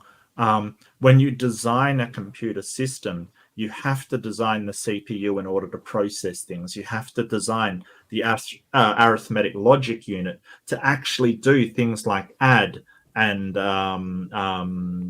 greater than, less than, shifting of binary systems, shift left, shift right. All of this is already in the physical structure of the computer when it's designed, right? This is basic computer science. it's not just white noise when you get the computer. It has to know how to shift bits left and bits right, like bitwise operations. It's got to know how to add two numbers together. And I'm using that word "know" very loosely because the computer doesn't know anything. It's just he doesn't understand computers. It's not white noise or biology, like a heartbeat, for example. Yeah. You know, the brain's not pre-programmed with when to be. It doesn't know how the heartbeat works or anything along those lines. There's a system down in the medulla. All it does is monitor oxygen level, and when the oxygen level gets too low, it shoots off a signal. That signal goes to the heart and tells the heart to beat, but the medulla doesn't know that. It's a physical function operating as if it were programming. Physical process. Yes. Just a physical process. And why is it that you find it so hard to believe that some animals' behaviors are part of the physical process that of replication of organisms that allow for them to survive in the wild? I don't understand why that's so unbelievable, as opposed to a supernatural God you can't demonstrate beaming somehow the information into their brain. I don't understand that. Any of this at all, because you are just flat out denying that creatures can do things as a product of the way their brain is wired during its initial development. Yeah, they can do these things that are related to their own physical structure. Yes, they will not know, like digging and breeding and suckling and nesting. Those things are related to their structure. Yeah. So digging is a motion of its own body. Okay. But if a dog, just out, you let it out of your house for the like throwing up your hands to protect something thrown at your face is a physical action. What are you talking about? I don't. You know, the dog like going in a circle before it lies down is a physical action. You know, like what are you talking about? It's almost like he's going to say, well, some physical actions like suckling are fine, but some like dam building are not. That can't be possible. Yeah, and which is the incredulity again, and as Matt points out, is the cherry picking. Like, without a definite line, at the very best, it shows that he hasn't fully considered the implications of his own argument. And that's the best case situation. Yeah, best case scenario. Yeah. Out of your house for the first time in its life, and it goes to a place and searches in a specific place and gets out a paper from the ground on which is written the dog's name, then you must know that there is a trick. Why is it that you guys keep coming up with examples that that have never happened, have nothing to do with reality? Absolutely. Has anything remotely like that ever fucking happened in the history of the world, that a dog has gone and dug something up and found a piece of paper with its name on it? Of course not. Of course not. So why would you use that as an example? I thought we were supposed to be talking. I want to, go for it, Evan, but I want to say something too. So it doesn't involve a dog, but I'm thinking of the discovery of the Rosetta Stone, where somebody went and just there on the beach was a stone that randomly had, I mean, it wasn't random, it was clearly put there by humans, but they found a stone with shit written on it, which was just the thing they needed to start cracking hieroglyphs. Well, somebody had to find it, right? Somebody would have found it if it wasn't that person. We're talking about a specific dog. My question would be, can I look around to see how many pieces of paper are buried with my name on it? You know, like maybe it's a trick, maybe. But yeah, these examples, like Penn and Teller around doing a little fool you on you. But one of these examples was like, oh, Matt, if I cut your head off and then you like got up and walked around, it's like, why are you using an example that has never happened in the history of humanity? Like, why? Like, are you seriously saying that a beaver blocking the sound of water is comparable to a dog finding a piece of note paper with your name on it? Like, what the hell? Yeah, because I think what Matt is getting at, and maybe he'll explicitly state it, because sometimes things do have to be stated explicitly when you're dealing with somebody who's borderline dishonest like Ahmed, but they have to... Ahmed, okay. Sorry. But they have to bring up examples of things that have never happened, because the thing they're analogizing has never happened either. Right. That's a good point. If they're analogous in the way that neither of them have happened, like. Mm-hmm. I thought we were supposed to be talking about reality. Because the things that we are used to, like a beaver building a dam. Are you suggesting that a beaver building a dam is like a dog going and digging up a piece of paper with its name on it? Yeah. So I think that you will not find a dog. Yeah, we see beavers build dams all the time, like all the time. If God wanted to show is this, why doesn't he program the dogs to... never mind. I just... Yeah. Baffling. A dog finding a piece of paper with its name on it, surprising. If you know that Matt taught it this. If you know that Matt gave it. Are you suggesting that a beaver building a dam is like a dog going and digging up a piece of paper with its name on it? I am suggesting that the cause that I'm proposing for both, one of them you immediately acknowledge. The dog, somebody must have told the dog. Somebody must have trained the dog to do this trick. Okay, because it wouldn't know it out of its own. You're incapable of answering the question I've asked. Are you suggesting that a beaver building a dam is akin to a dog going and digging up a piece of paper with its name on it? Is that what you're suggesting? Yeah, one of them, the first one, I am pushing onto the discussion to cause you a level of surprise reaction. Are you suggesting that a beaver building a dam is like a dog going and digging up a piece of paper with its name on it? I'm suggesting that both need information to be conveyed to that creature. Are you suggesting? Okay, so you are saying that they're the same thing? Yeah. The cause for both phenomena has to be that somebody told this creature. That you are contrasting something which occurs naturally with something that you admit has never occurred and would never occur unless somebody actually trained it. Once again, in order to identify design, you contrast it with that which occurs naturally. If you're going to say that a beaver's building a dam is clearly the result of design where information has been implanted to it by an external source, you must demonstrate that it is not possible for this to occur naturally. That's how you do it. Yeah, we know that it's not possible for it to occur. We know that it's not possible. We know that it is impossible for beavers to build a dam naturally. No, we know that it's that's just his claim. Like, why don't you demonstrate that? I don't. Because you can't. It's just a baseless assertion.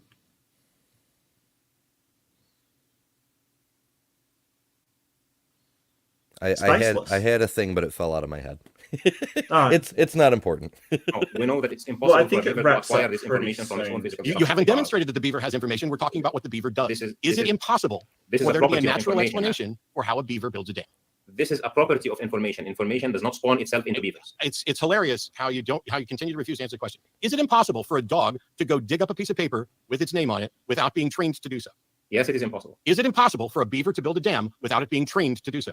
It is impossible too, and this is the reason. I have nothing more to add. And this is the reason. And this is the reason that I'm asking you: who is training, who is conveying this information right into not only the beaver, right into every living creature about its proposed way of life? Yes, I'm sorry, but your inability to demonstrate that it's impossible doesn't mean that somebody else has to demonstrate that it is. If somebody demonstrates, your position is that a beaver couldn't do this unless somebody taught it how to do it. That is what you need to prove, and you don't get to prove that by just asserting that it's the case. I don't need to prove exactly like you have accepted that a dog cannot do this. I didn't accept that. I didn't accept that. I'm asking you with your example. My turn to ask you now. Do you accept that a dog will not do this trick unless it is taught or not? That a dog would not go and dig up a piece of paper with its name on it? Yeah. Where did the piece of paper with its name come from? Somebody put it there, obviously. Okay. Then it is possible for a dog to go and dig up a piece of paper with its name on it. Yeah, if somebody told him that you need to go and dig that piece of paper. If that piece of paper happened to smell like its owner and the dog tracked it down and dug it up thinking that was his owner, that's one possibility. If the piece of paper happened to be where the dog if the piece of paper happened to be where the dog normally dug, if it happened to be where it had buried something else, if it happened to be next to something else, all of those things which are coincidental. But the thing is, I don't know, and neither do you, and neither does anybody else, what the explanation is. However, is it reasonable to infer that the dog was perhaps trained to do that? Or, there's a million pieces of paper buried in the backyard, and they, I think I lost Ember. So it's just going to be me. Or somebody buried a million pieces of paper. It could be a trick. And the dog just was digging naturally and found it. Could be an explanation. How do you know that the dog was trained?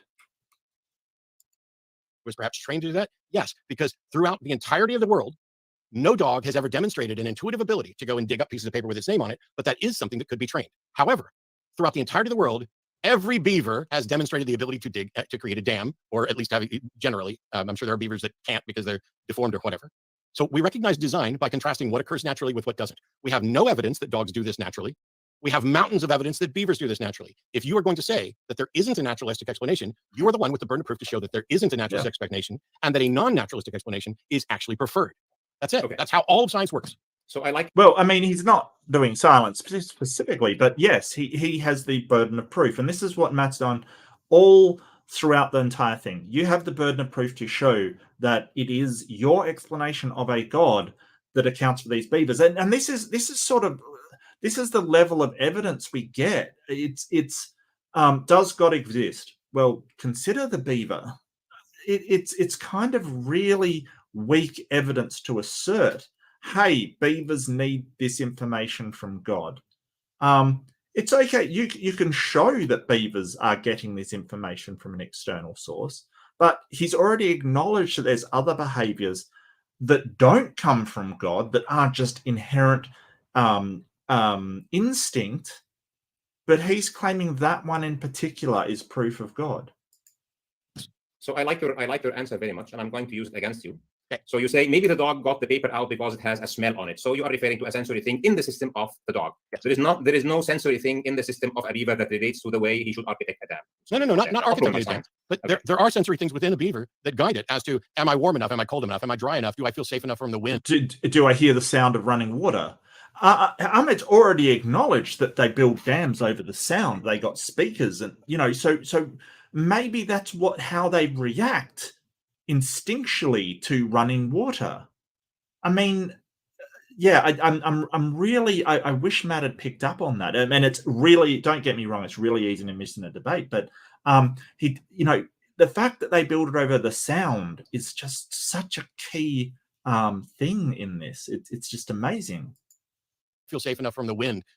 Does this essentially work as a place for a nest to keep me safe from predators? All of those things have to do with the beaver's interaction with the external world. Good, but we are not here talking about the motivation of the beaver to do this and the time that it wants to do this. We are talking about its ability to do this. Now, when the beaver has an issue with predators, but it is able to build a lodge and to engineer the lodge in this way and to create a refrigerator for its food in a specific way. Now, the question is, how does it know? The other explanation you said for the dog, maybe it did it by coincidence, but how will you know? You don't get to ask, how does it know, until you demonstrate that it knows. First, you must say, why does it do? And then you would have to demonstrate it does because it knows. And then you would say, how does it know? And then you demonstrate how it knows. But you haven't even done the first part. All you've said is, here's a behavior. How does it know? Yeah, I don't know how you're using that, Tim. Instinct sounds like a soul, because, of all the descriptions of a soul, it doesn't, it hasn't paired up with what I consider to be instinct and an inherent behavior that is sort of like a subconscious reaction to something. That's never the description that I've been given for a soul. You might be using it differently, though. How does it know? You skipped the middle part that's important. Okay, Matt. So it is obvious that, to me at least, that a beaver builds a dam because it knows how to build a dam. No. You can watch a 2-minute video, and since you used the beaver example before, you must have watched the videos about looking at how. I don't have to watch. I have watched videos, but I've seen them in the backyard doing it. Great. Putting the stones, putting the sticks, leaving the branches, using the mud, making it in a specific convexity or concavity, fixing it, doing the lodge, creating the ventilation. Yep. It does know what it's doing. Yeah, the problem is they suck at it first. They're really bad at it. Oh, hello, Ember. You outside? Hello. Yeah, technical You're found difficulties. By the beavers. Yeah, no, totally. That's okay. That's okay. Did you want to listen in on your phone, or do you want to take off while you don't have your machine there? Oh, we're all right for right now. It's not raining at least. Yeah, weirdly, I have 2 internets. I have an ether line from one modem going directly into that computer, and then there's the house Wi-Fi, which is on a separate modem. Both of them went down, so I had to go outside to be able to get cell data because I don't get signal from the cell towers inside the house. I'm like, well, I'll fight my usual urge to troubleshoot your internet connection, but yeah, it'll probably be back up in a while, depending on what the cause was. But right. But my phone works. I'm not as pretty, but yeah. Well. You are to me, Ember. That's all that matters. Does it? Whether or not what it actually knows, what it's able to process cognitively, whether it is aware, I'm going to build a dam and I need to do these certain things, or whether or not this is instinctive. You were fine with babies suckle and nobody had to teach them how to do it. But when we got to parents' nest, that's when you asserted that somebody needed to teach them how to do it. I asked you a while back something you never answered, which is, where do you draw the line between what it can do without being instructed and what it has to be instructed for? Where do you draw the line and why? You never answered. Thank you for actually repeating the question, because I wanted to answer it, but yeah, you really wanted to answer it. You just jumped all over it, didn't you, Ahmed? Oh, we broke it. I messed it up. I misclicked. I must have trained the dog to do this trick. Okay, I messed it up. I'm so sorry. Important. Okay, Matt. So it is obvious that, to me at least, that a beaver builds a dam because it knows how to build a dam. No. You can watch a 2-minute video, and since you used the beaver example before, you must have watched the videos about looking of Allah or of God to humans that He has taught them to suckle while being babies. It's a specific ayah called وَهَدَيْنَاهُ النَّجْدَيْنِ, and we guided him to the 2 ways. And some of the Quran commentators said that the 2 ways here is the bounty of showing human babies the way of suckling. Anyway, yeah, so I am not taking it as for granted that does the Quran tell that Allah teaches babies to suckle? Is that? I've never heard that one before myself. That doesn't mean it isn't in there. Yeah. Wow. I mean, that's an interesting claim. So. Okay. I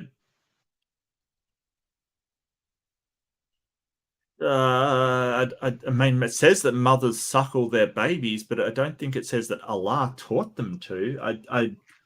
Maybe a citation would be good there. I'd ask for a citation. Right. Like what verse is that in? You know, that's a very oddly specific thing. But you know, maybe he doesn't want to get sidetracked or something. That babies know about suckling. It is not for granted. It's something that causes one to raise the eyebrows, but it is definitely not as sophisticated as building a dam.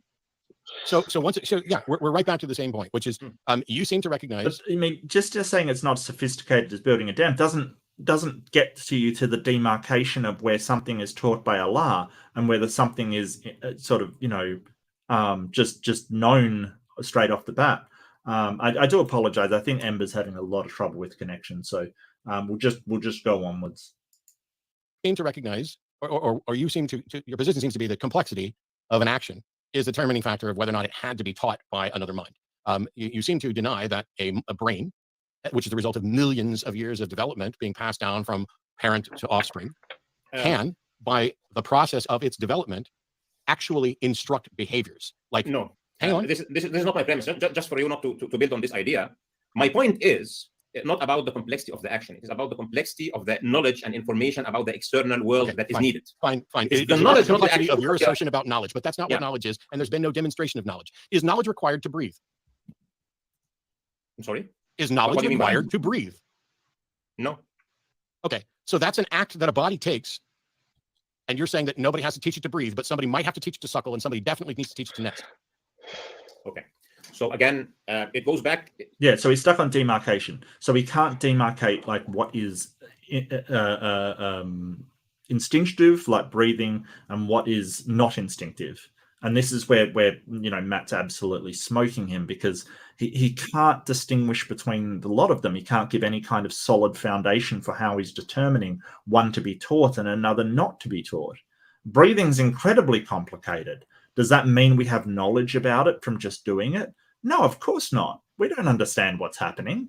But that doesn't mean that a beaver's understanding what's happening when they pile sticks and rocks and mud on top of the sound of water as well.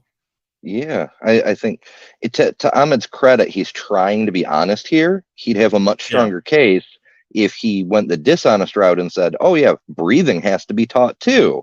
You just don't remember Allah whispering into your mind because you were literally just born. Back, this is again a very nice demonstration. But even that doesn't get him to where he wants to go, because that's still a claim that needs a demonstration, and he hasn't even tried to demonstrate that this is the case. It is just a God of the gaps. It's just we don't understand how it happens, therefore God. Yar. To my whole point.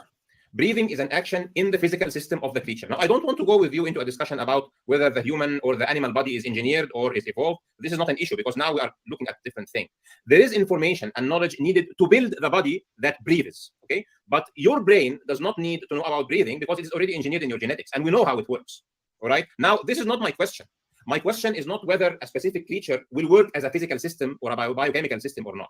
because we can find the explanation for its workings in its own physical system. We might have another debate or another discussion about whether this physical system can be a product of an engineering, if I am an ID proponent, or product of blind evolution, if I am a naturalist. But this is not our point here. This can also lead to God, but this is not my point. My point is, I will accept the physical system as it is. I will accept that its physical features are a product of its physical composition, including biochemical reactions, including its genetics, including whatever is encoded into its physical system. What is a manifestation of its physical system is accepted as part of the manifestation of its physical system. Now, my issue is, when a creature out of the box exhibits behavior that needs information about... Creatures don't come in boxes, but they do come out of a box, usually. I mean, humans do come out of a box, I must admit. For certain definitions. Its world outside of its own physical existence, then there is information in that specific meaning of information that needs conveyance. And if this conveyance is, you cannot prove that it's part of physical, it is coming from outside. This is happening ubiquitously almost for every creature that we see having quote-unquote instinctive behaviors. It calls for a global mind that is directing these creatures that it has engineered.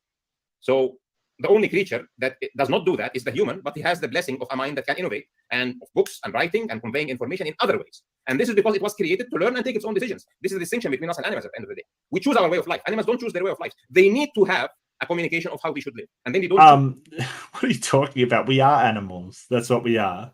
Like, Yeah, what criteria separates us from the kingdom Animalia? Well, according to what he just said, it's the ability to write and use sophisticated language.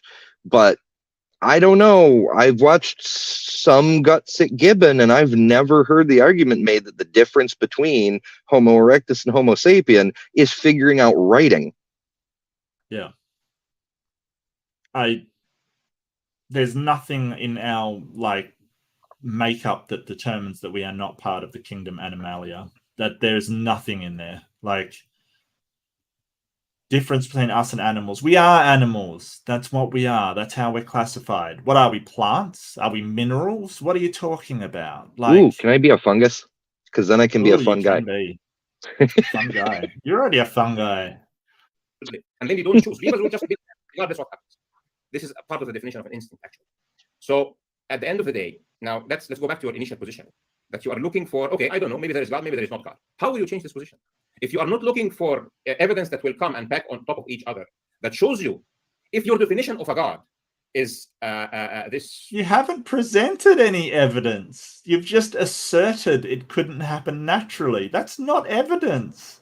Ahmed, mate, what have you presented? Like, what has he presented?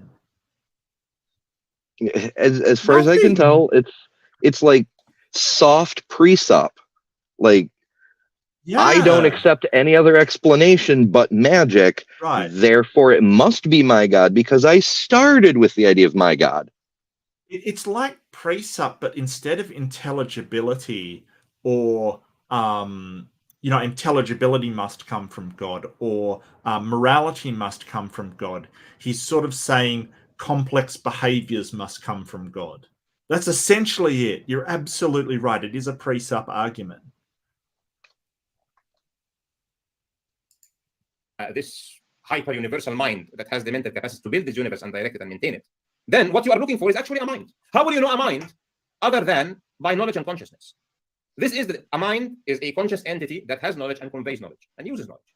So if I am showing you something that you already see, that you can evidently experience in your daily life, with your dog, with the beaver in your backyard, with the sparrow, with the cat, with the dog, and you look the other way, while you see that this creature, while it does not have the mental faculty and means to acquire this knowledge on its own and read books and teach its kids and go to universities, has sophisticated knowledge that it uses and does things with it. And you look the other way, well, Matt, how are you going to change then your position as an agnostic or as a weak atheist? How are you going to change this position if you are going to look away from the very definition of what a mind is? I rest my case. But nowhere have you demonstrated that could not be natural. Why is... And his assertion of a mind doesn't really float either. Like, first of all, he's just completely ignoring Matt's earlier point that minds have to come from brains. But he's also saying that in any kind of deliberate act based on what he's describing as knowledge has to come from a conscious mind. So any flower that follows the path of the sun across the sky, that phototropism, it must have a mind and be conscious, apparently. Yeah, I don't see anything besides just an assertion that these minds with knowledge must have been given that knowledge by another mind. It's baffling why he thinks he can get there. He seems a bit desperate at this point, to be honest with you. I mean, I don't mean to be mean to Ahmed, but I mean, Matt's just sitting there. He's not even bothering to argue anymore.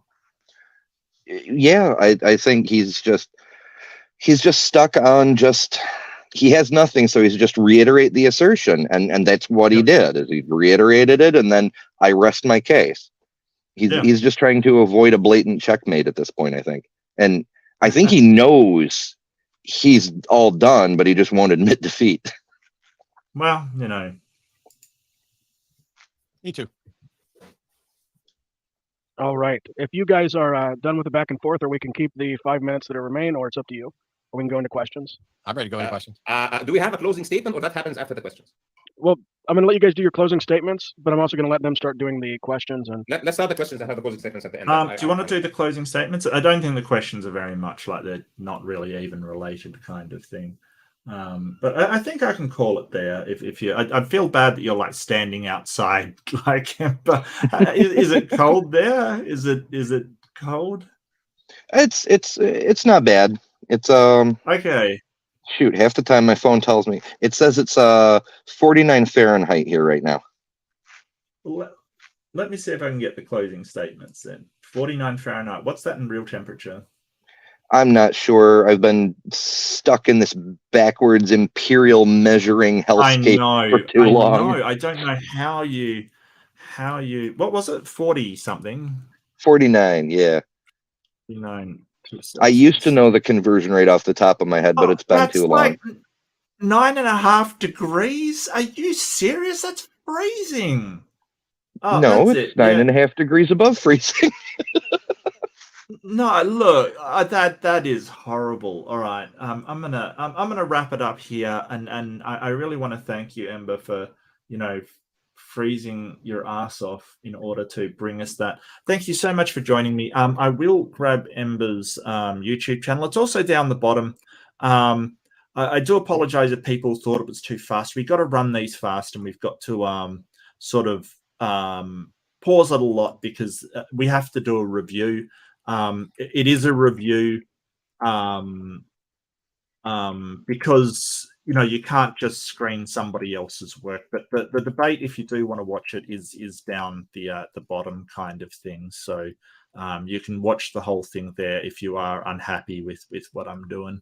But yeah, thank you all so much for joining me, and I want to thank you, Ember. Thank you so much. I really appreciate it. That was really fun, and Matt, just a crushing, absolute monster of a debate champion every single time I see him. He did not let him off the hook. There were things I wish he picked up, but he did a fantastic job and didn't lose sight of you're making an assertion. I'm not going to let you get away with just making an assertion with no demonstration. Yeah, he could. Yeah, that's always the thing. Back it up, prove it. Yep. Ahmed could spin it any way he wanted and compare it to this, compare it to that. At the end of the day, it's just an assertion that knowledge, and we're not even convinced it's knowledge, like sort of instinctual behaviors, actual knowledge, got there by a god. Prove it. So really, Matt's thing could have just been prove it the entire way through. Prove it was got there by a god. Yeah, hell, maybe someday he'll just lose all his patience and spend the rest of the debate with a theist going, prove it. Maybe he should just have a sign on a stick that just says prove it, and he can just hold like Wile E. Coyote. Every time, prove it. So essentially God of the gaps. That's the argument. God of the gaps. Yeah. But it was a fun debate though. Like, I mean, we could have gotten in more jokes, but then people would be yelling at us that we're tangent. It's I think Kat has got the right of it. I think these are enjoyable because we talk about salient points of logic and the various arguments, but also the tangents we get off onto. Hey, I'm fine with that. I just want to explain to people why I'm not going to change what it is that I'm doing. It's just what I'm doing here, and Yeah, I mean, if you want to watch the whole thing without it stopping, there's plenty of places to do so, like the original source. But yeah, awesome stuff. And yeah, I think that yeah. So why did your internet go out, Ember? No idea. The power's still on. Obviously, I'm using my outside light to have light, but both modems they're on separate plans. They're on separate cables, and they both went out at the same time. So the most likely thing I think is that there's a problem at the internet supplier, who happens to be a cable company.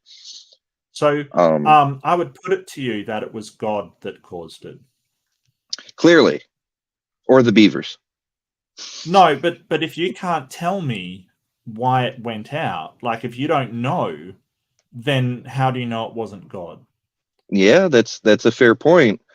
But yeah, I mean, it's not a fair point. That's exactly God of the Gaps, and that's the exact argument that Ahmed made today. That's the exact argument. That if I know. Matt I was playing a lot. Yeah. If Matt doesn't know how the information got here, then it is reasonable to say God. But is it? Is it reasonable for me to do that with your internet? I would say not. I would say that there's something perfectly natural going on that we don't know down at the cable company, right? Like, this is the thing. Like, why does it make a good argument when put into a different context? It's very strange. But I'll let you get out of the cold, Ember. I feel really bad. Do you have anything to add? Any last thoughts, or any kind of, if you want to tell people what you're up to and what you're doing? Yeah, sure. I guess that's a good idea. I'm always bad at plugging things.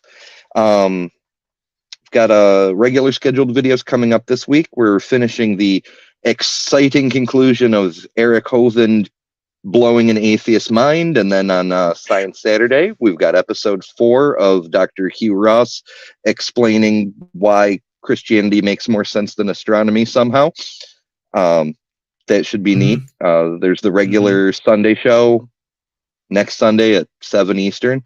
I'm getting louder and more actively pro advocacy, pro autonomy, pro trans, pro. I'm getting louder about being further to the left. So that's okay. That should be fun too. And there may be random live streams, and also, of course, next week's debate review with Mark.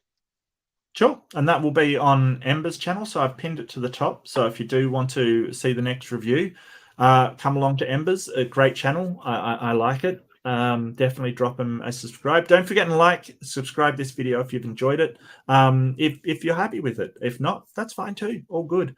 But I want to wish you the best. Have a good night, morning, wherever you are. Don't forget to be kind to yourself, and don't forget to be kind to other people. And much love. Thank you so much, Ember. And yeah, I'll wrap it up here. See you, everybody.